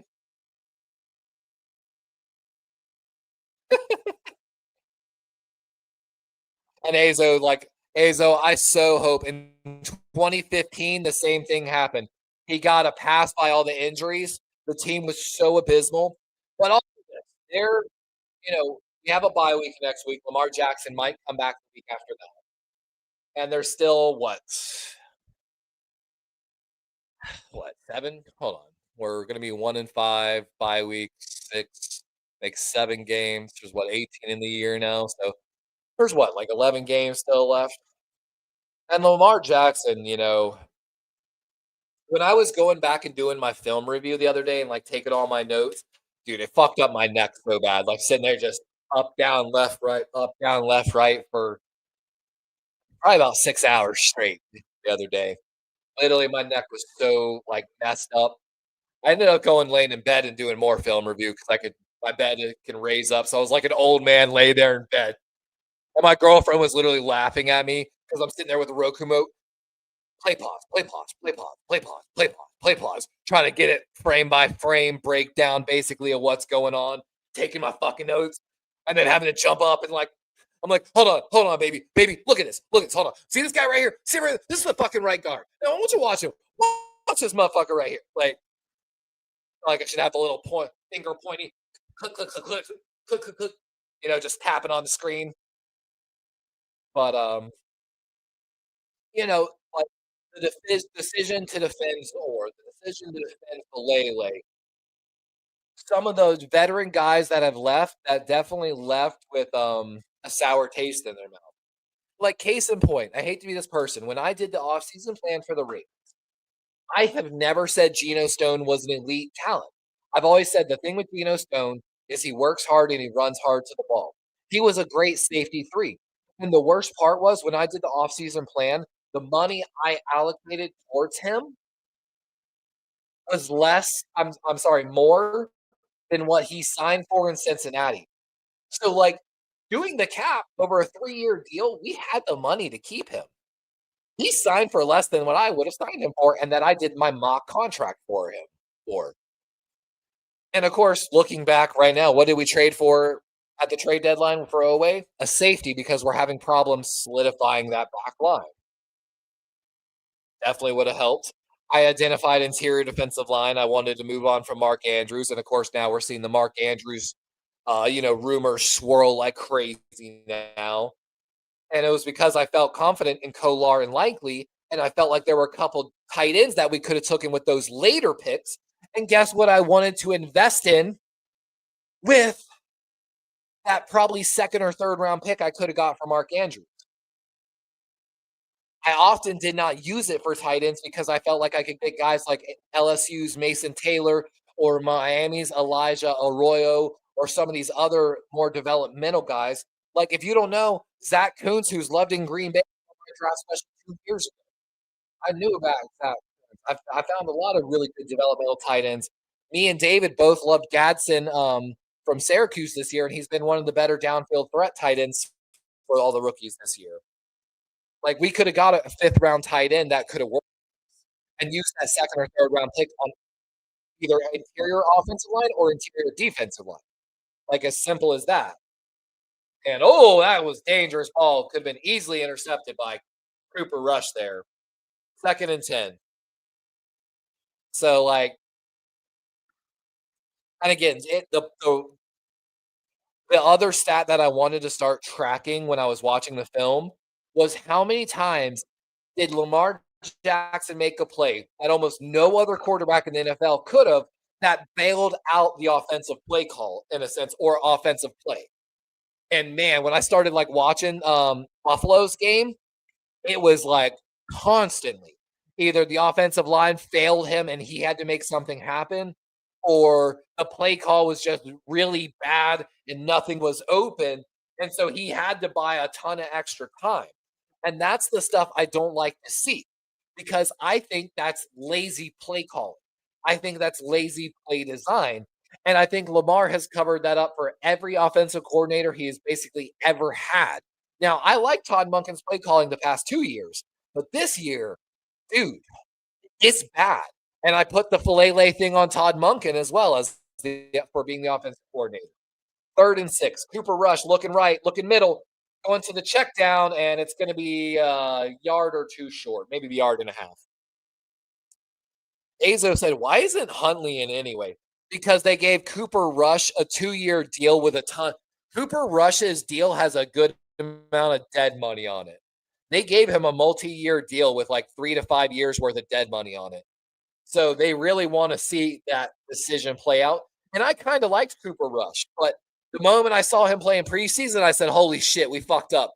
We fucked up bad. Like, And the Ravens got the penalty, so they're going to get the first down off the hard count. And they're tying Derrick Henry's shoe. That's weird. I don't know what's going on there. Hazo said maybe we should stop doing the Ravens claw and just start using human fingers.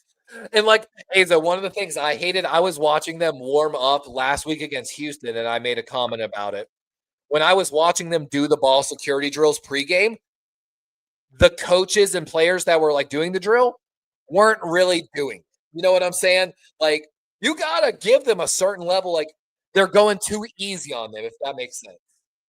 And Derrick Henry off the right side for maybe 3 yards. But I think they need to be harder on them in a certain sense. I'm telling you, dude, when I did ball security drills playing semi-pro,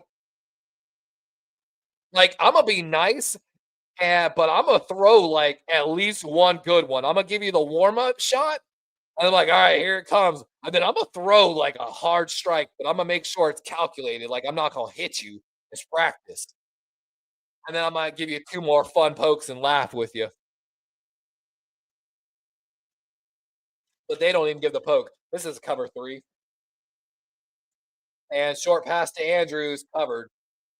And he might ask why I said that's a cover three, because I saw the retreat technique from the cornerback on the left side, and maybe it wasn't. It might have been zone, but I don't think the right corner had to just even drop at all. He just sat there waiting, or that maybe they had a safety look a two looking like a three and rotating the safety over maybe. 3rd and 1 for the Ravens. 7:30 on the clock in the third quarter. Ravens showing heavy left, 22 personnel, two running backs, two tight ends, aka fullback running back. Double motion, run going off the right side, and Henry's got it. And that's a first down just past the 50-yard line. And that's the type of running we need to see. Yeah. So, like Tom Brady saying, it's just simple execution. And I don't think they pulled anybody on that run. There was a double motion, but I don't think there was a pull. I think it was just straight up, go win. Go beat someone. Put your hands on someone and then move on. Little play action, short pass to Henry, and able to get a short, good game. Bring up second and man. Let's see here. Is this 2nd and 2? Come on, give me this down. Yeah, 2nd and 2. All right. If you're a play caller, this is where you take a shot. 2nd and 2, even if you miss, you're in a 3rd and 2. You're confident you can get a 3rd and 2 with a run. Take a deep shot here if you're the play caller. You're on the other team's side of the 40. A deep shot is a touchdown ball. Let's see if the Ravens go there, and they're going to run it. That's a bad play call. Wasted opportunity. Wasted opportunity. And that's the shit I hate to see. That's like kind of almost basic elementary play calling shit. Like that's like they teach you basic fundamental situational football. You're in a second short and you're at the 50 or on your opponent's side. You, David McNiner, hold on. I'll show.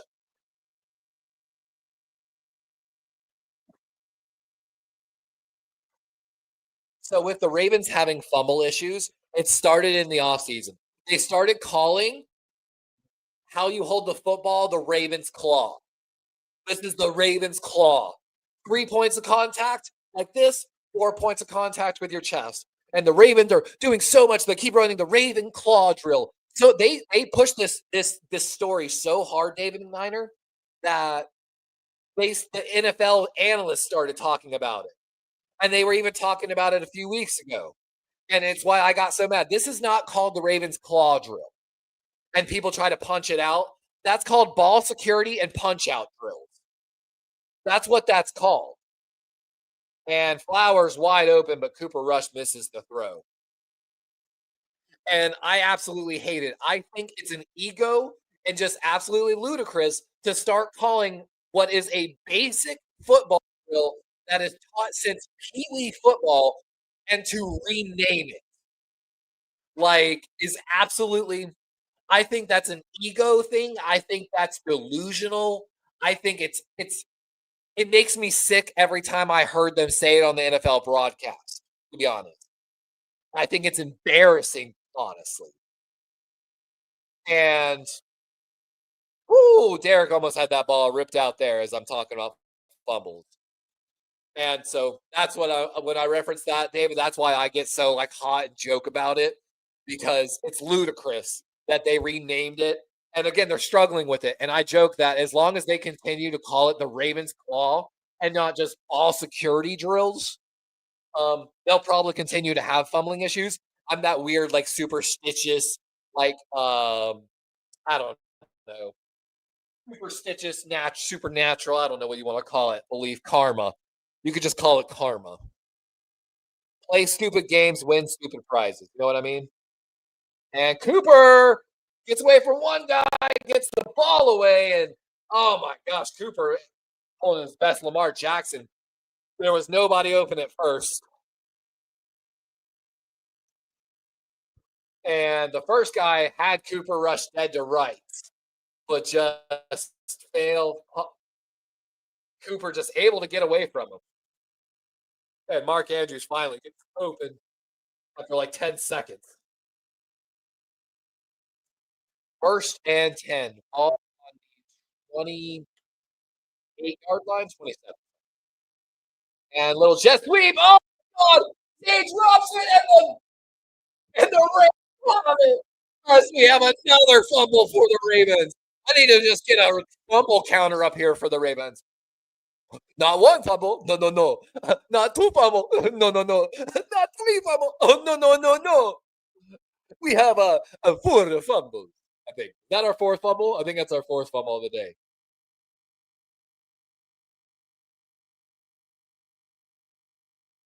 I just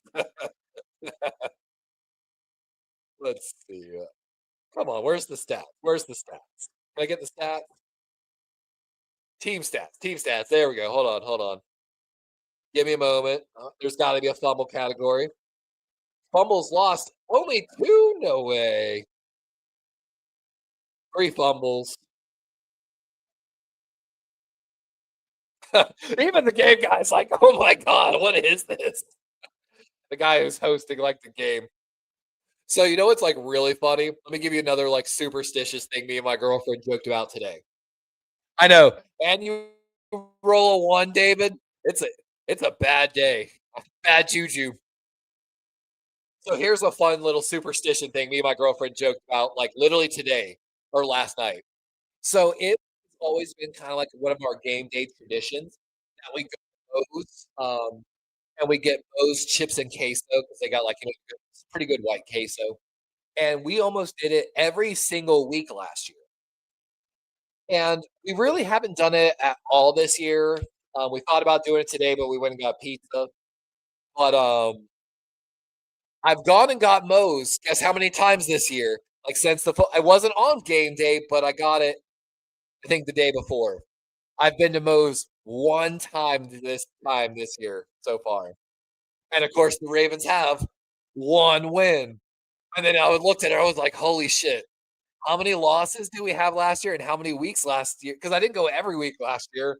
I was like, "Wait, how many losses did I have last year?" Do the Ravens lose every time I don't go get my chips and queso for the game? I should have gone and got chips and queso to test it today. And if we had won, I was legit gonna make a video about it. I'm not even gonna lie to you.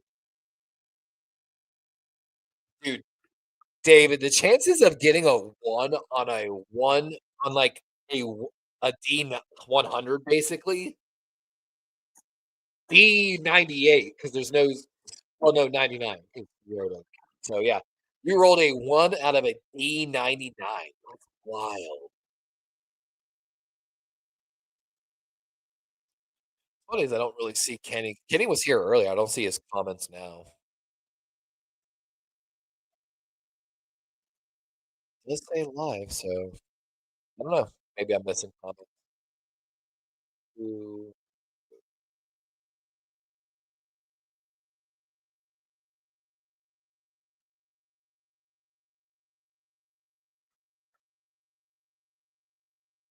Yeah, and that's a is don't tell me that's Hamilton, the linebacker that I like from NC State. Dude, if it is, I'm gonna be so sad. Rams depth chart.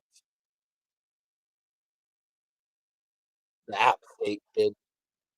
Oh, really? Oh, big run by the Rams off the right side.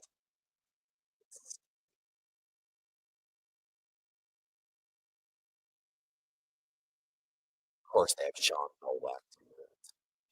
God, it is the kid from App State. Man,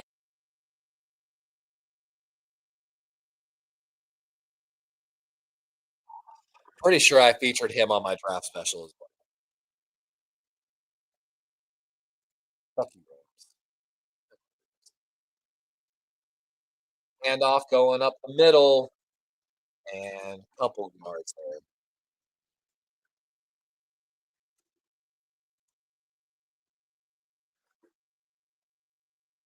We're betting on the Rams.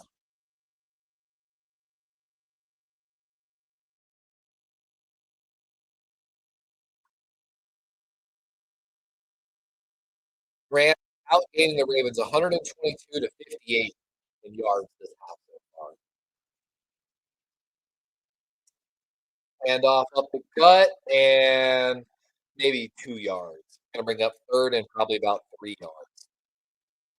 And I already know what I'm gonna hear from every Ravens commentator, from every Ravens coach. After today, well, we gotta cut down the turnovers. Hard to win a football game when you have 4 turnovers on the day and you lost three. Like Stafford all the time in the world on an all-out blitz, and that's definitely pass interference. 2 flags thrown, and yeah, Stafford just he puts some air under that ball, lets Davante read it, and pass interference all day. That's going to put the Rams basically down in the red zone. Yeah, and that was an all-out blitz basically by the Ravens, and the Rams just picked it up. Even when the Ravens send an all-out blitz, they still can't. Third quarter PI call, all blitz. Still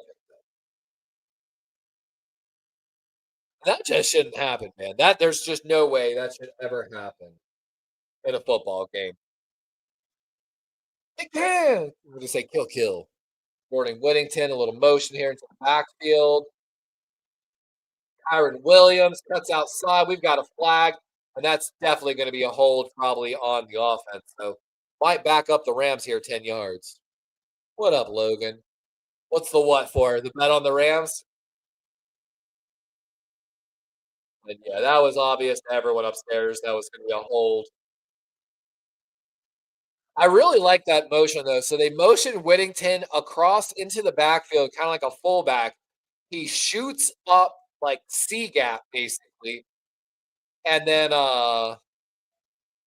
he blocked on that play. But earlier he ran a route out of that where then he ran a crosser, and it was a great play design by Sean McVay. Actually, I really enjoyed it.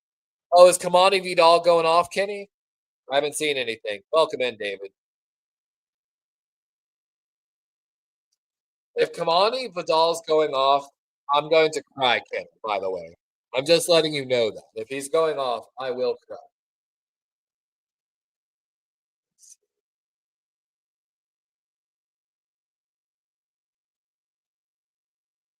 Well, they're up 23 to 3. Let's go check the stats. Go check the Chargers. Of course, Vidal has 12 carries for 101 yards. I'm over this. Y'all don't watch my draft specials. Y'all suck. Just hire me. Hire me. I'll work for Cleveland, bro. I'll work for Dallas. Hire me. Just hire me. Hire me. Yeah, he has 101 rushing yards right now, Kenny, on 12 carries, meaning he's almost averaging 10 yards a carry. God, that doesn't even include his receiving yards. Is he doing kick returns?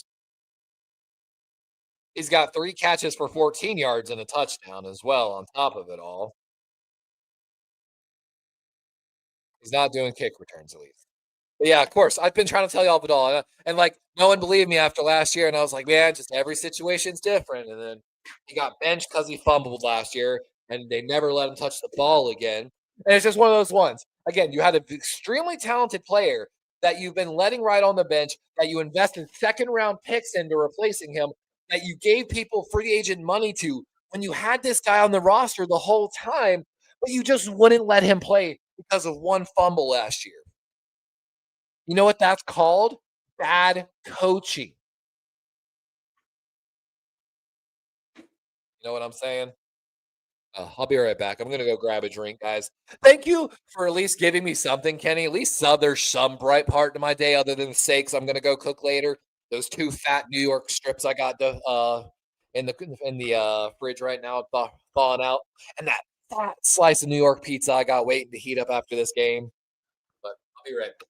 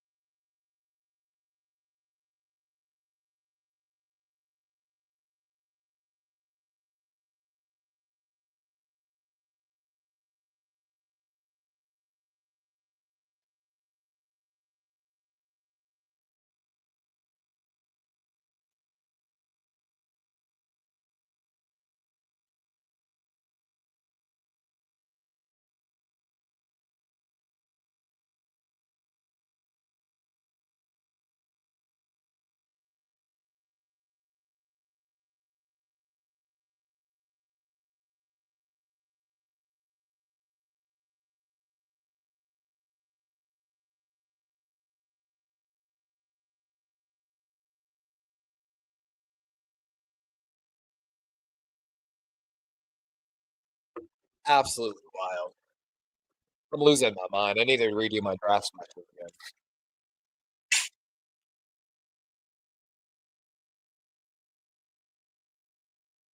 Oh, that's delicious. Not really. Oh, I need to redo my stream here.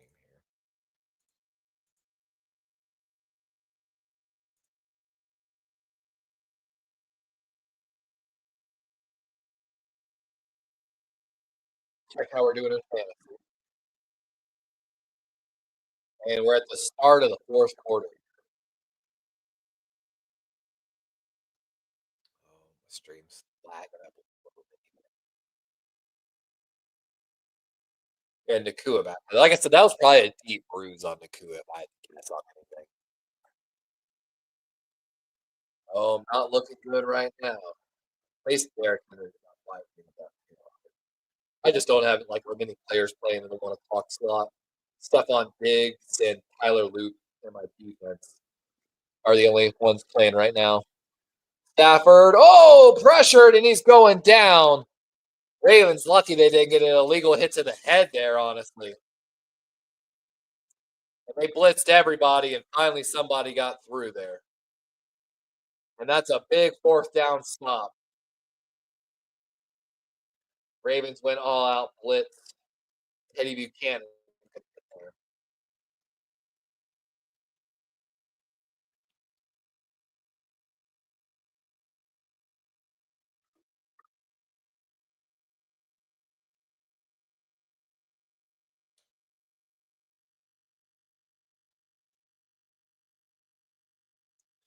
Oh, I'm just ready for pizza. I told the girlfriend, man, just put my pizza in. I'm more excited, honestly, for I hate to say it, some of these games later in the day. Like, I'm actually excited to watch the Cincinnati game and see if Joe Flacco. Because I don't know if y'all know this, Joe Flacco was originally called Joe Cool. Joe Flacco is the original Joe Cool and will forever be Joe Cool to me. Joe Burrow, You can call Joe Burrow Joe Ice, man, like, because he always got that chain, he's iced out, and he is cool. He is cool, but Joe is Joe Cool. Burrow is Joe Ice. The guy I'm playing, though, has Justin Herbert. Justin Herbert's got 20 points right now. They're up 23-13 on Miami, but he's got Quentin Johnson. Quentin Johnson has got a goose egg right now going into the fourth quarter of the LA Chargers game. 0 catches for 0 yards. He does have Tyler Warren, though. Tyler Warren's having a pretty good game. 5 catches, 51 yards. And he's got Kenneth Walker, though, in Seattle, and Kenneth Walker's got 3 points. So, like, I feel like I got this game, but currently it's saying I'm still going to lose in the total points. But it's a 45-55 win probability. 3-2. I'm trying to go 4-2. Somehow lost the first two. Dowdle went off again. Yeah, Niner versus Tampa. Kenny is going to be a great game. Like, honestly, another game to be super excited for. Is Mac Jones going to be starting, or is it going to be Brock Purdy? You know. Oh, and Tyler Huntley's coming into the game for the Ravens. No more Cooper Rush. Here comes Tyler Huntley. Now, the joke is Tyler Huntley can't throw the ball more than 10 yards.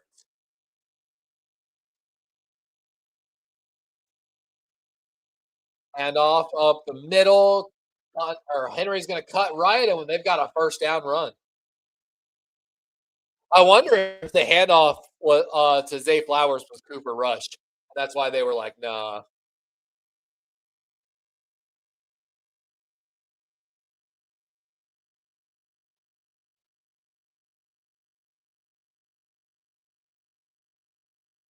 I know. Why didn't they just take a field goal from that close to make it a 3-score?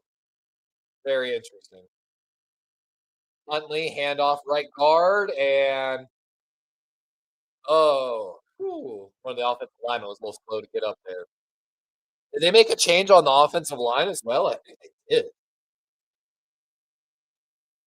Excited to see. Actually, wait, doesn't PFF allow me to do live now? Actually, live stats and live tracking of the grades. I think it does. Live,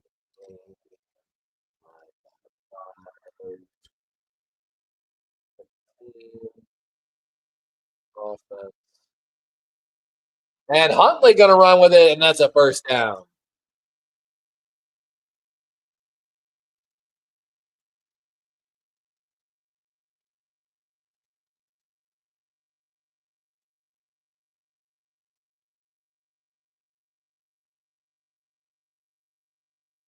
Voorhees has got the highest grade so far out of everybody. Oh, Stanley's getting some stats. Interesting. We've got him on a limited stat. Looks like based off the grades. Tyler Huntley, short pass, and Zay makes a couple men miss and out of bounds on the right side. 11:34 as the Ravens are showing some signs of life with Huntley finally. It's that ability to run.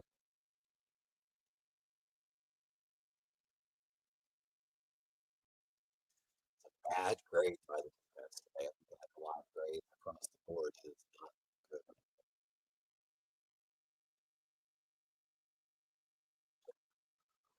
If only, John Jay. If only, John Jay. Handoff. Oh, and no push on the left side this time.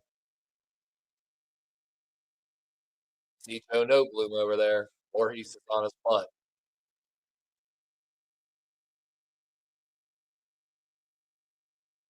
And again, you were in third and short, or second and short. You know what you do in second and short? You take a deep shot.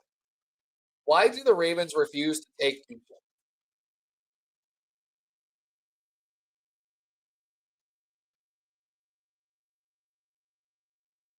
So bad. Third and 6, short pass. That was definitely offensive pass interference, and there's the flag. And I'm guessing that's going to come back. DeAndre, full extension, pushing the DB away as he makes the catch. Oh, they're gonna say defense. I mean, I guess so, yeah. I would actually argue if you let them play there, watching the replay of it. They're both in there. God, DeAndre though, that could have been a pick six. I know finally he's in the game, Logan. I don't know why though. He can't throw downfield. He's like never thrown a downfield pass. Little play action, Huntley, and oh, he gets hit as he throws and errant pass. Second and long. And that's where you got to tell Huntley, you're in a 1st and 10 trying to drive the ball. He had an easy check down read for like 4 yards. You take that on 1st down. Like I get like but that wasn't the time to take the shot play because now you're in 2nd and 10. Take the short throw, get yourself into a second and more manageable situation where you can pass or run again. Like just you got to know to take that. You got to know to take that easy throw at this point in the game. Express means the clock's about to go. Blitz coming from the Rams and short pass and likely gets blown up. He drops the ball. I think they're going to rule that incomplete, not a fumble and recovery.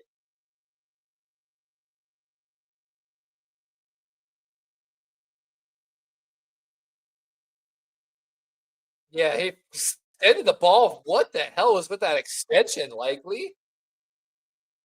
Oh, yeah. They're going to roll catch fumbles, so technically he loses the yards. I mean, no matter what, it's still the same thing. Still either 3rd and 10, no matter what. And now he just gets hit with a fumble that didn't really count against him. Oh, dang, he's hot.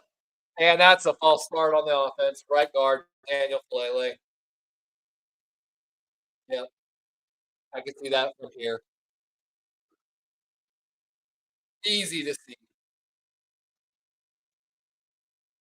And now talk about again a must pass. 3rd and 15. Jared Verse, Kobe Turner, Byron Young going to pin their ears back. Well, here we go. Here we go. Joe Noteboom on the left against Verse. That's not a good sign. Hill motions out. They bring just 4. Short pass to Hill. He's going to have to make something happen. Oh, and Hill gets absolutely blown up. Never sees Jared Verse coming from behind as Justice Hill tries to change direction twice on the play. And Jared Verse literally, yeah, I'm going to tell you right now, Justice Hill is going to need an ice bath after that one. Like, they're super lucky that's not a fumble as well, the way he got hit like that. And 4th and 12, Harbaugh's, you can tell he's hot on the mic right now, whoever he's talking to. He's not happy. Left pop two. Left pop two, I just heard someone say.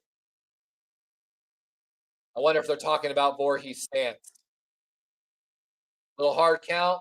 Rams bring a blitz. Huntley's going to have to run for it.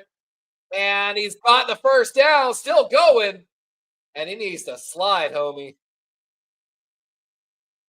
And Bateman looks a little slow now. He leaned down. Looks like his toes.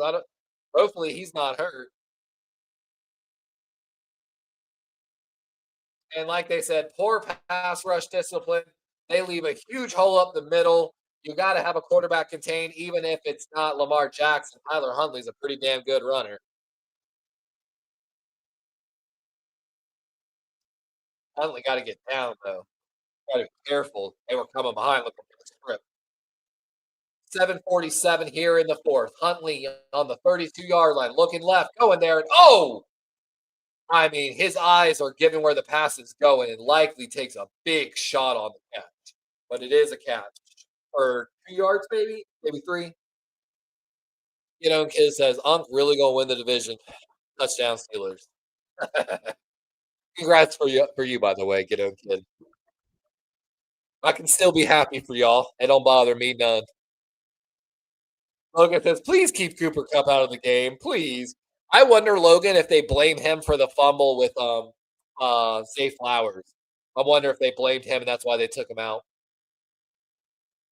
Huntley under pressure, and he's going down as Verse has the sack off the right side.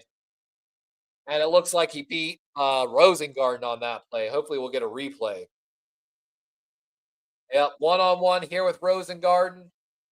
And, yep, just works them and then works inside. And Rosengarten's got to keep working there. And I wonder, they played Rosengarten all through the preseason, and I wonder if it's having some type of effect on Rosengarten. Him and Falele played the entire preseason, and they're both looking really bad. Like, and that just was tired, man. All right, Jared Verse, though, strong bull rusher, hard to keep up with him. Oh, short pass right, almost intercepted. Ram made a diving play trying to get an interception, but Zay Flowers makes a catch, and it results in a huge first down for the Ravens. Little lucky there. That was almost headed the other way. Oh, and he snuck that one by Quentin Lake. That's close. 5:55, ball on the 15. Huntley pressured, rolling out left. He's got a running lane. And out of bounds. Oh, his head hit the turf pretty hard. He's good, though. He gets up really fast. The moment I saw his head hit like that, though, I was like, bro, God, please don't let them go into concussion protocol. But he got up so fast, no worries. You know, I kind of thought Cooper Rush might be a good signing when they signed him. I didn't like the contract that they offered when the contract came out and I saw all the void of money on it. Not a fan of that. And then I saw one pass in the preseason and I was like, holy shit, no, he can't be backup. He can't be the backup. And yeah, it's gone that way. And oh, Huntley, free. And there's a free blitzer, and Huntley takes a huge sack, comes off the left side of the Ravens O line. And I don't know what happened there. Somebody just missed. They'll definitely give us a replay. Let's see. And Joe Notebloom just absolutely misses his guy. And Joe Notebloom should have never been on this roster. I hated when the Ravens signed him. Absolutely hated it. And, like, he got cut by the Rams. There's a reason the Rams cut him. And, of course, playing against his former team, he just got ran by a linebacker. 3rd and 10 here. Ball back on the 15 after the sack. And Huntley pressured early, and he has to just get rid of this one. Zay catches it, but at the line of scrimmage, and it's going to be 4th and 10 here in the red zone with 4:15 and ticking here in the fourth quarter.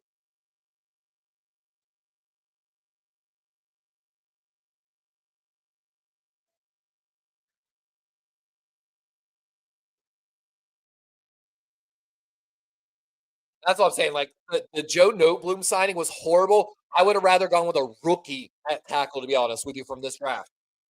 Which we let a rookie tackle walk to the Browns, by the way, which he didn't play that great in the preseason. Let's not get it twisted.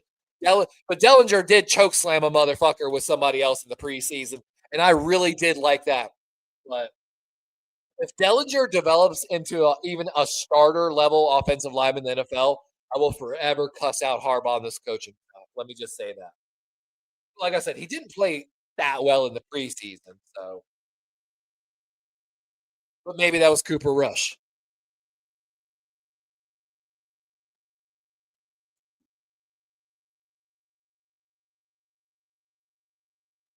But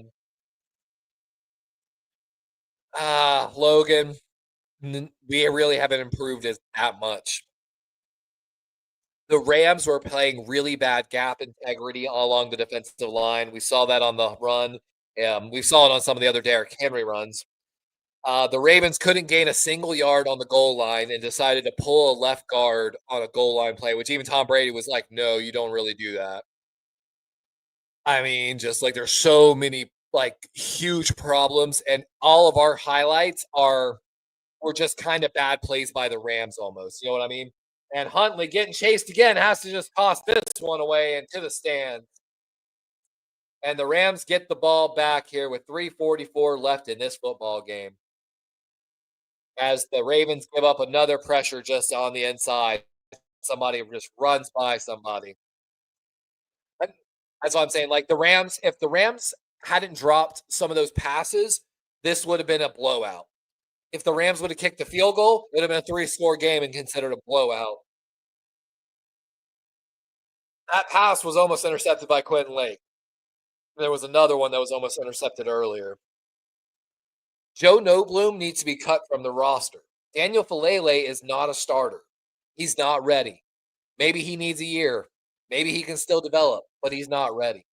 Voorhees has not inspired a ton of confidence. Rosengarten's having a down year, and I think it's because of Falele. I feel like he does because I've watched so many times Falele when he's supposed to come back and feel like like Falele's blocking nobody, and Rosengarten probably thinks Falele's coming back to help him on the inside, and then of course someone runs inside on Rosengarten. He's like, "Oh shit, I thought I had help there."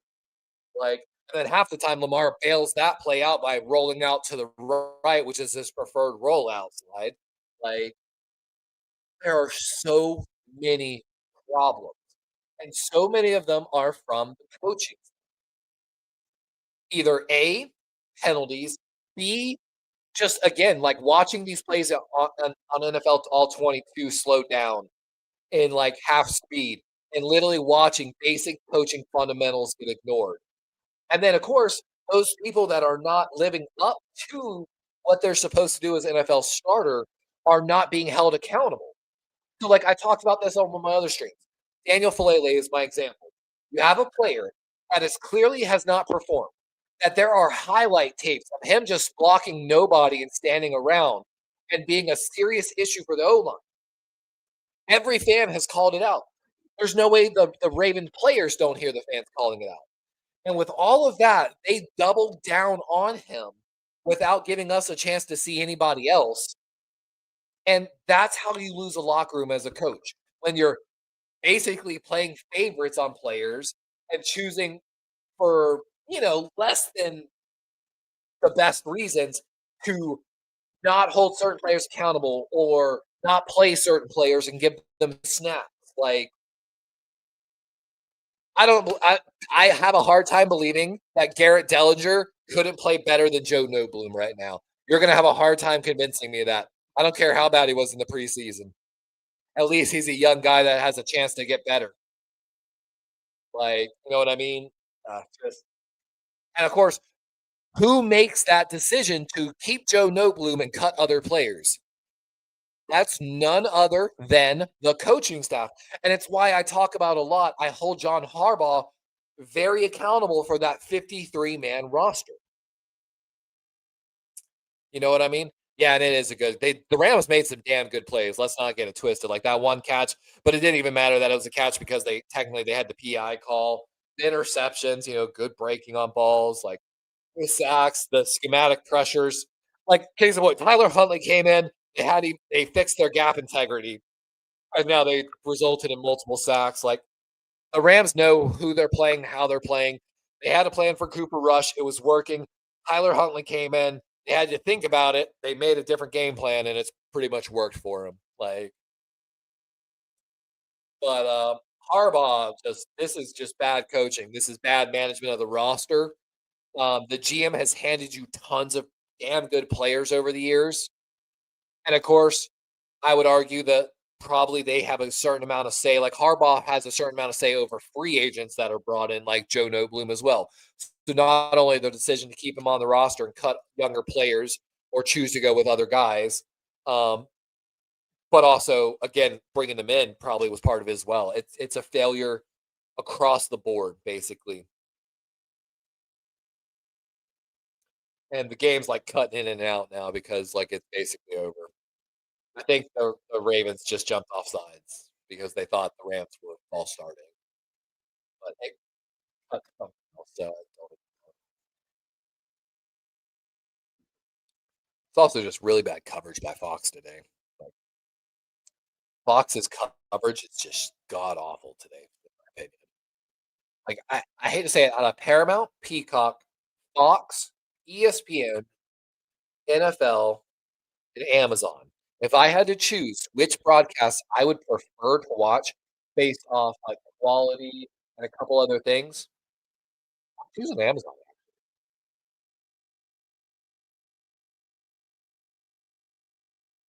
Um, it's just bad. It's just bad all around. My girlfriend bought me pizza. I'm gonna show the pizza on camera.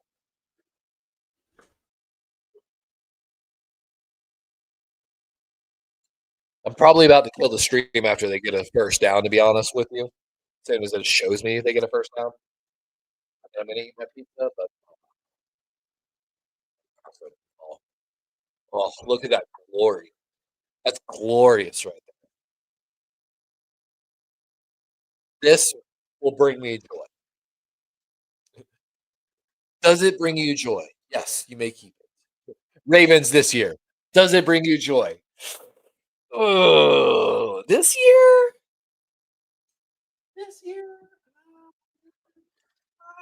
Is Lamar Jackson in the game? No, no, he is not. Ooh, ooh. I'm joking because, of course, I do enjoy always watching, even like when we lose, because I like to fix problems. Now, let me tell you, most men,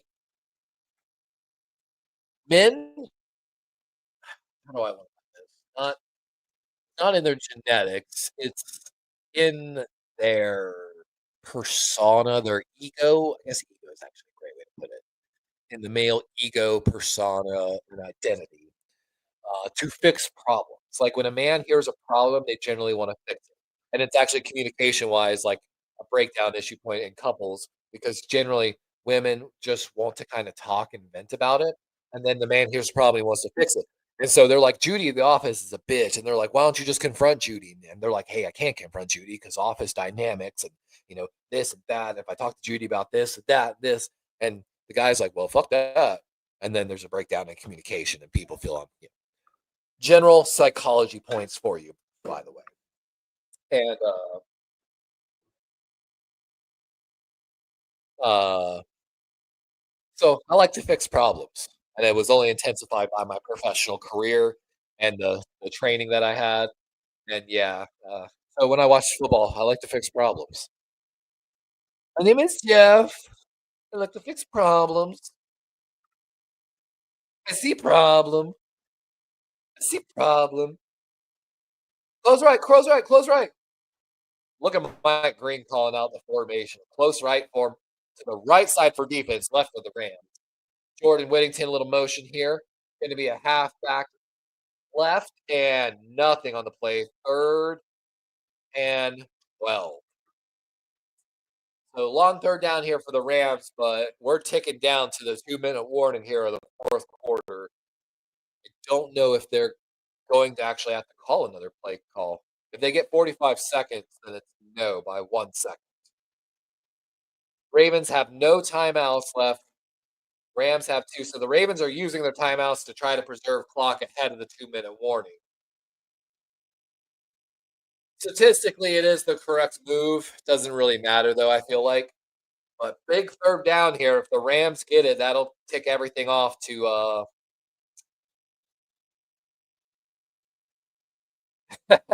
Tom Brady.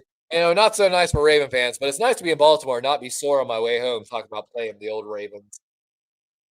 And they're running. Oh, jet sweep and it fumbles, and Whittington going nowhere. They're going to lose some yards. So both teams have a fumble on jet sweeps today. At least that'll make Raven fans feel a little better. But that's going to take the clock down to the 2-minute warning, technically. It's like right on the same tick line. So with 2 minutes and no timeouts, the Ravens will have 2 minutes, no timeouts to make up what, 14 points? Yeah. So two touchdowns plus the PATs in 2 minutes with no timeouts. I'll stick around. I'll wait. I'll wait, right? Maybe I'll take bites of pizza off here. Gotta have paper towel.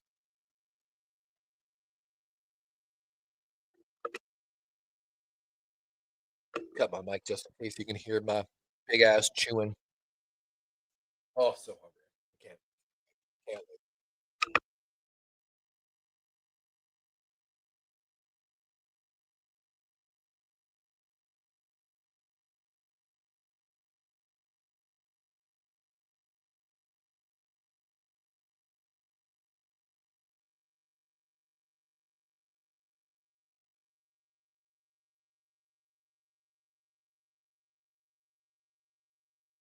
Oh, it's so delicious. I'm sorry I couldn't wait. I just could not wait.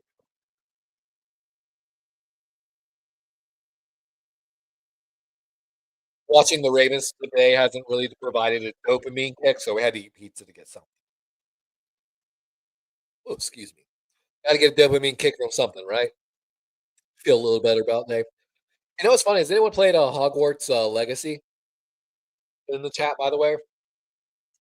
Hogwarts Legacy actually got retro coded to be able to play on Xbox One, like originals, not Xbox Next Gen, and it came out on Game Pass as well. So able to play it for free now. Girlfriend downloaded it on the PC as well because it's on PC Game Pass. And so yeah, we actually it was like our little game night last night. Like uh, we actually went and got a new 65-inch TV for the living room yesterday, a QLED.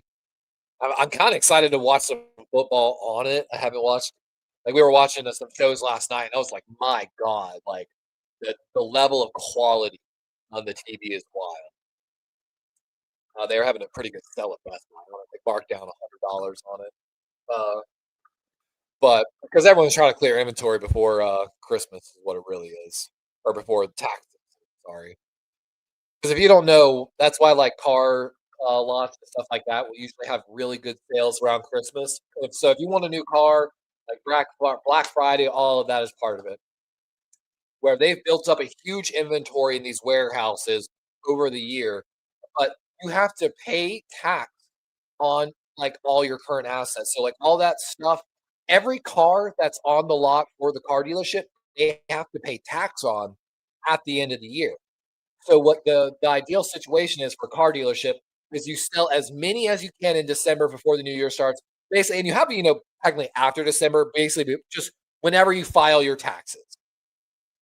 So before you file the taxes for like the car dealership or like, Walmart or whatever you are, um, you have to clear as much of that stock as you can.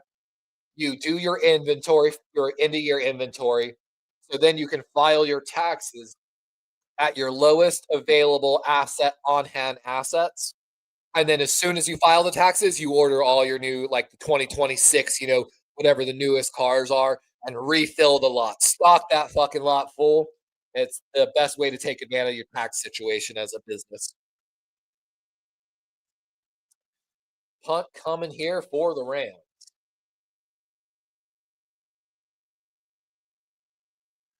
Ravens are going a max block look. I thought they blocked it, dude. I really thought he got it. And what a bouncer. Goes out of bounds around the 23-yard line, walking up 24, looks like. What man, my God, the Ravens almost got that block. Rams are having some special teams issues, it would seem. I like the show right there. Lamar Jackson in the first 4 weeks, despite the Ravens record, first in passer rating, first in touchdowns, first ever team like to have that many points and still lose that many games. It's like historic level flop. 152 here as Huntley's going to get started. Again, no timeout, so they're going to have to go no huddle here. Getting pressured, and he's going down. Didn't see the guy coming behind. And we've got a flag on the play.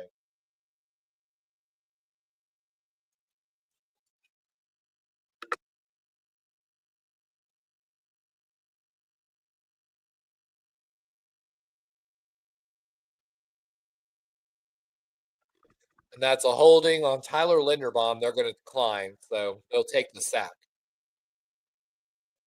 Close game, by the way. Dallas and Carolina all tied up 27 all with 6 minutes left in that football game. Looks like Carolina's giving you better football this week than Baltimore.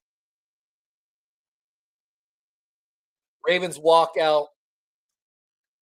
Double tight end set, but I don't like it, man. You got two tight ends super far out wide. Like, why? They don't have the speed. You should have four wide receivers. And Huntley going down again with back-to-back sacks. As again, the Rams are only bringing like four, and that's twice they've gotten there with only four guys. And Byron Young going to get the sack this time. Let's see here. And that's Rosengarten off the right side. Somehow worked all the way back across the formation. And little completion for Justice Hill, and oh, he takes a big hit to his legs. They got a first down? I think so. Nope, just short. That's going to bring up fourth and what? Fourth and 6. Oh my god. 4 sacks, 13 pressures, and 3 takeaways today for the Rams defense. 55 seconds left. Rams bring 4 over the middle. Catch, but Hopkins gets his legs taken out. First down here, but again, no timeout. So Ravens have to just keep going here. They gonna clock it? They are. Rams tried to jump through the center's legs to intercept it.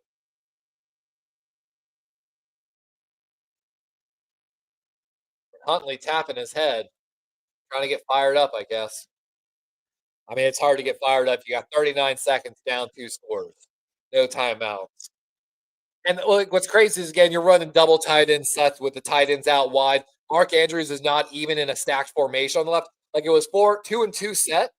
And like Isaiah Likely was stacked with a wide receiver out wide, but then you had Mark Andrews like slot left all by himself, not even a stacked formation. Like why? There, there's no speed on the field. Like if you're actually trying to score, you should have some speed out there. You should have 5 wide receivers or 4 wide receivers on a running back. Like, why do you even have a tight end out there at that point? I'm like, no disrespect to the tight ends, but they run significantly slower.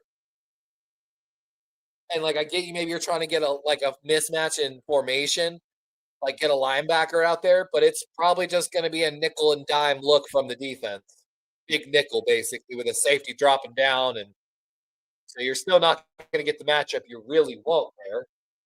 And oh, Justice Hill drops the ball put behind him. Going to bring up fourth and 6 now. 28 seconds left. And as Logan said way earlier, GG Rams. Close the betting, pick the winner. Complete. 100% of the bets are on the Rams, and 100% of the bets are right. Yeah, John Jay, there's no person in America that would have predicted a 1-5 for the Ravens off the start. The season's not over as long as Lamar can come back, but it's all about if Lamar can come back. If Lamar, let me see, I was talking about this earlier. So for 1-5 to start, we have a bye week that's 6. So after 6 weeks, there's 18 weeks. So what, 12? There's 11 or 12 more games in the season. That's plenty to turn it around, but it makes every single game almost a must win. Which with Lamar, we think we can win all those. The hard part of the schedule was the beginning. So it's not like Lamar can't do it, but it makes every game a must win. And that's also, again, if Lamar is healthy after the bye week. If Lamar, let's say it's 11 games, if he misses 3 more games and we don't win like more than 1 or 2, it's over. So, I mean, yeah, the season's borderline almost over for the Ravens, depending on Lamar's quad injury, because this team has shown it does not matter. Lamar is everything. And I talked about it earlier. It's something I've started taking my notes on for this season when Lamar was healthy. How many times did Lamar make a play where he was the only guy in the NFL, basically, that could make that type of play? And you should, like, don't get me wrong, I love that we have that. And that's the bonus of having Lamar. But when you constantly put Lamar in that situation, you're just asking to fail. And I feel like it's lazy. I feel like we've done it a lot. And I feel like the problem's gotten worse this year, where if Lamar doesn't make something crazy happen that only he could make happen, the Ravens lose that game. So, GG Rams, great win by the Rams. Honestly, the Rams could have won that game way more. Like the Rams could have blown that out. The amount of drop passes in the first half, a little bit of lane integrity issues that they finally cleared up at the end when Tyler Huntley came in. Because those gap integrity issues, of course, showed early when Huntley came in when he ran, but they were there earlier in the game, and that's what was allowing Derrick Henry to actually run a little bit. So this could have been a really worse loss for the Ravens. I got to add it to my pile of film review. I need to do. At least I have some fun highlights that I've already taken notes of to go back, like Tylan Wallace getting like suplexed. But I mean, there was a lot of bad going on here from the Ravens today. But with that said, guys, I've got some New York strips defrosting in the fridge right now. I've got a slice of pizza here waiting to get finished eaten, plus another slice in the fridge. And I've got some crown and a beautiful, wonderful, supportive girlfriend who I'm gonna go hug, kiss on. So, even when the Ravens lose, I still win. It doesn't. But good game, Rams. They deserve to win. Ravens absolutely showed why they deserve to lose. Stop calling it the Ravens claw. Call it what it's called: ball security and punch out drills. And maybe we'll make a step of progress in the right direction. Also, I would love to see a game without Daniel Falele, but um, what do we know, right? Later, guys. Tyler Huntley will probably get the start if Lamar's not healthy, and that'll at least keep the game competitive. If Tyler Huntley's in there, not Cooper Rush, because at least Huntley can scramble and make some plays happen.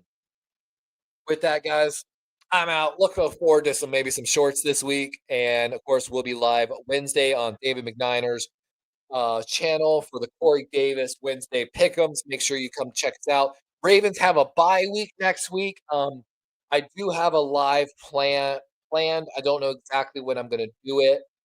Basically, a review of the season so far is what the plan is for that video. Because the bye week, so like kind of Ravens clock Q&A while we review and talk about the season so far. Make sure you look forward to it. And with that, guys, Darwin's out.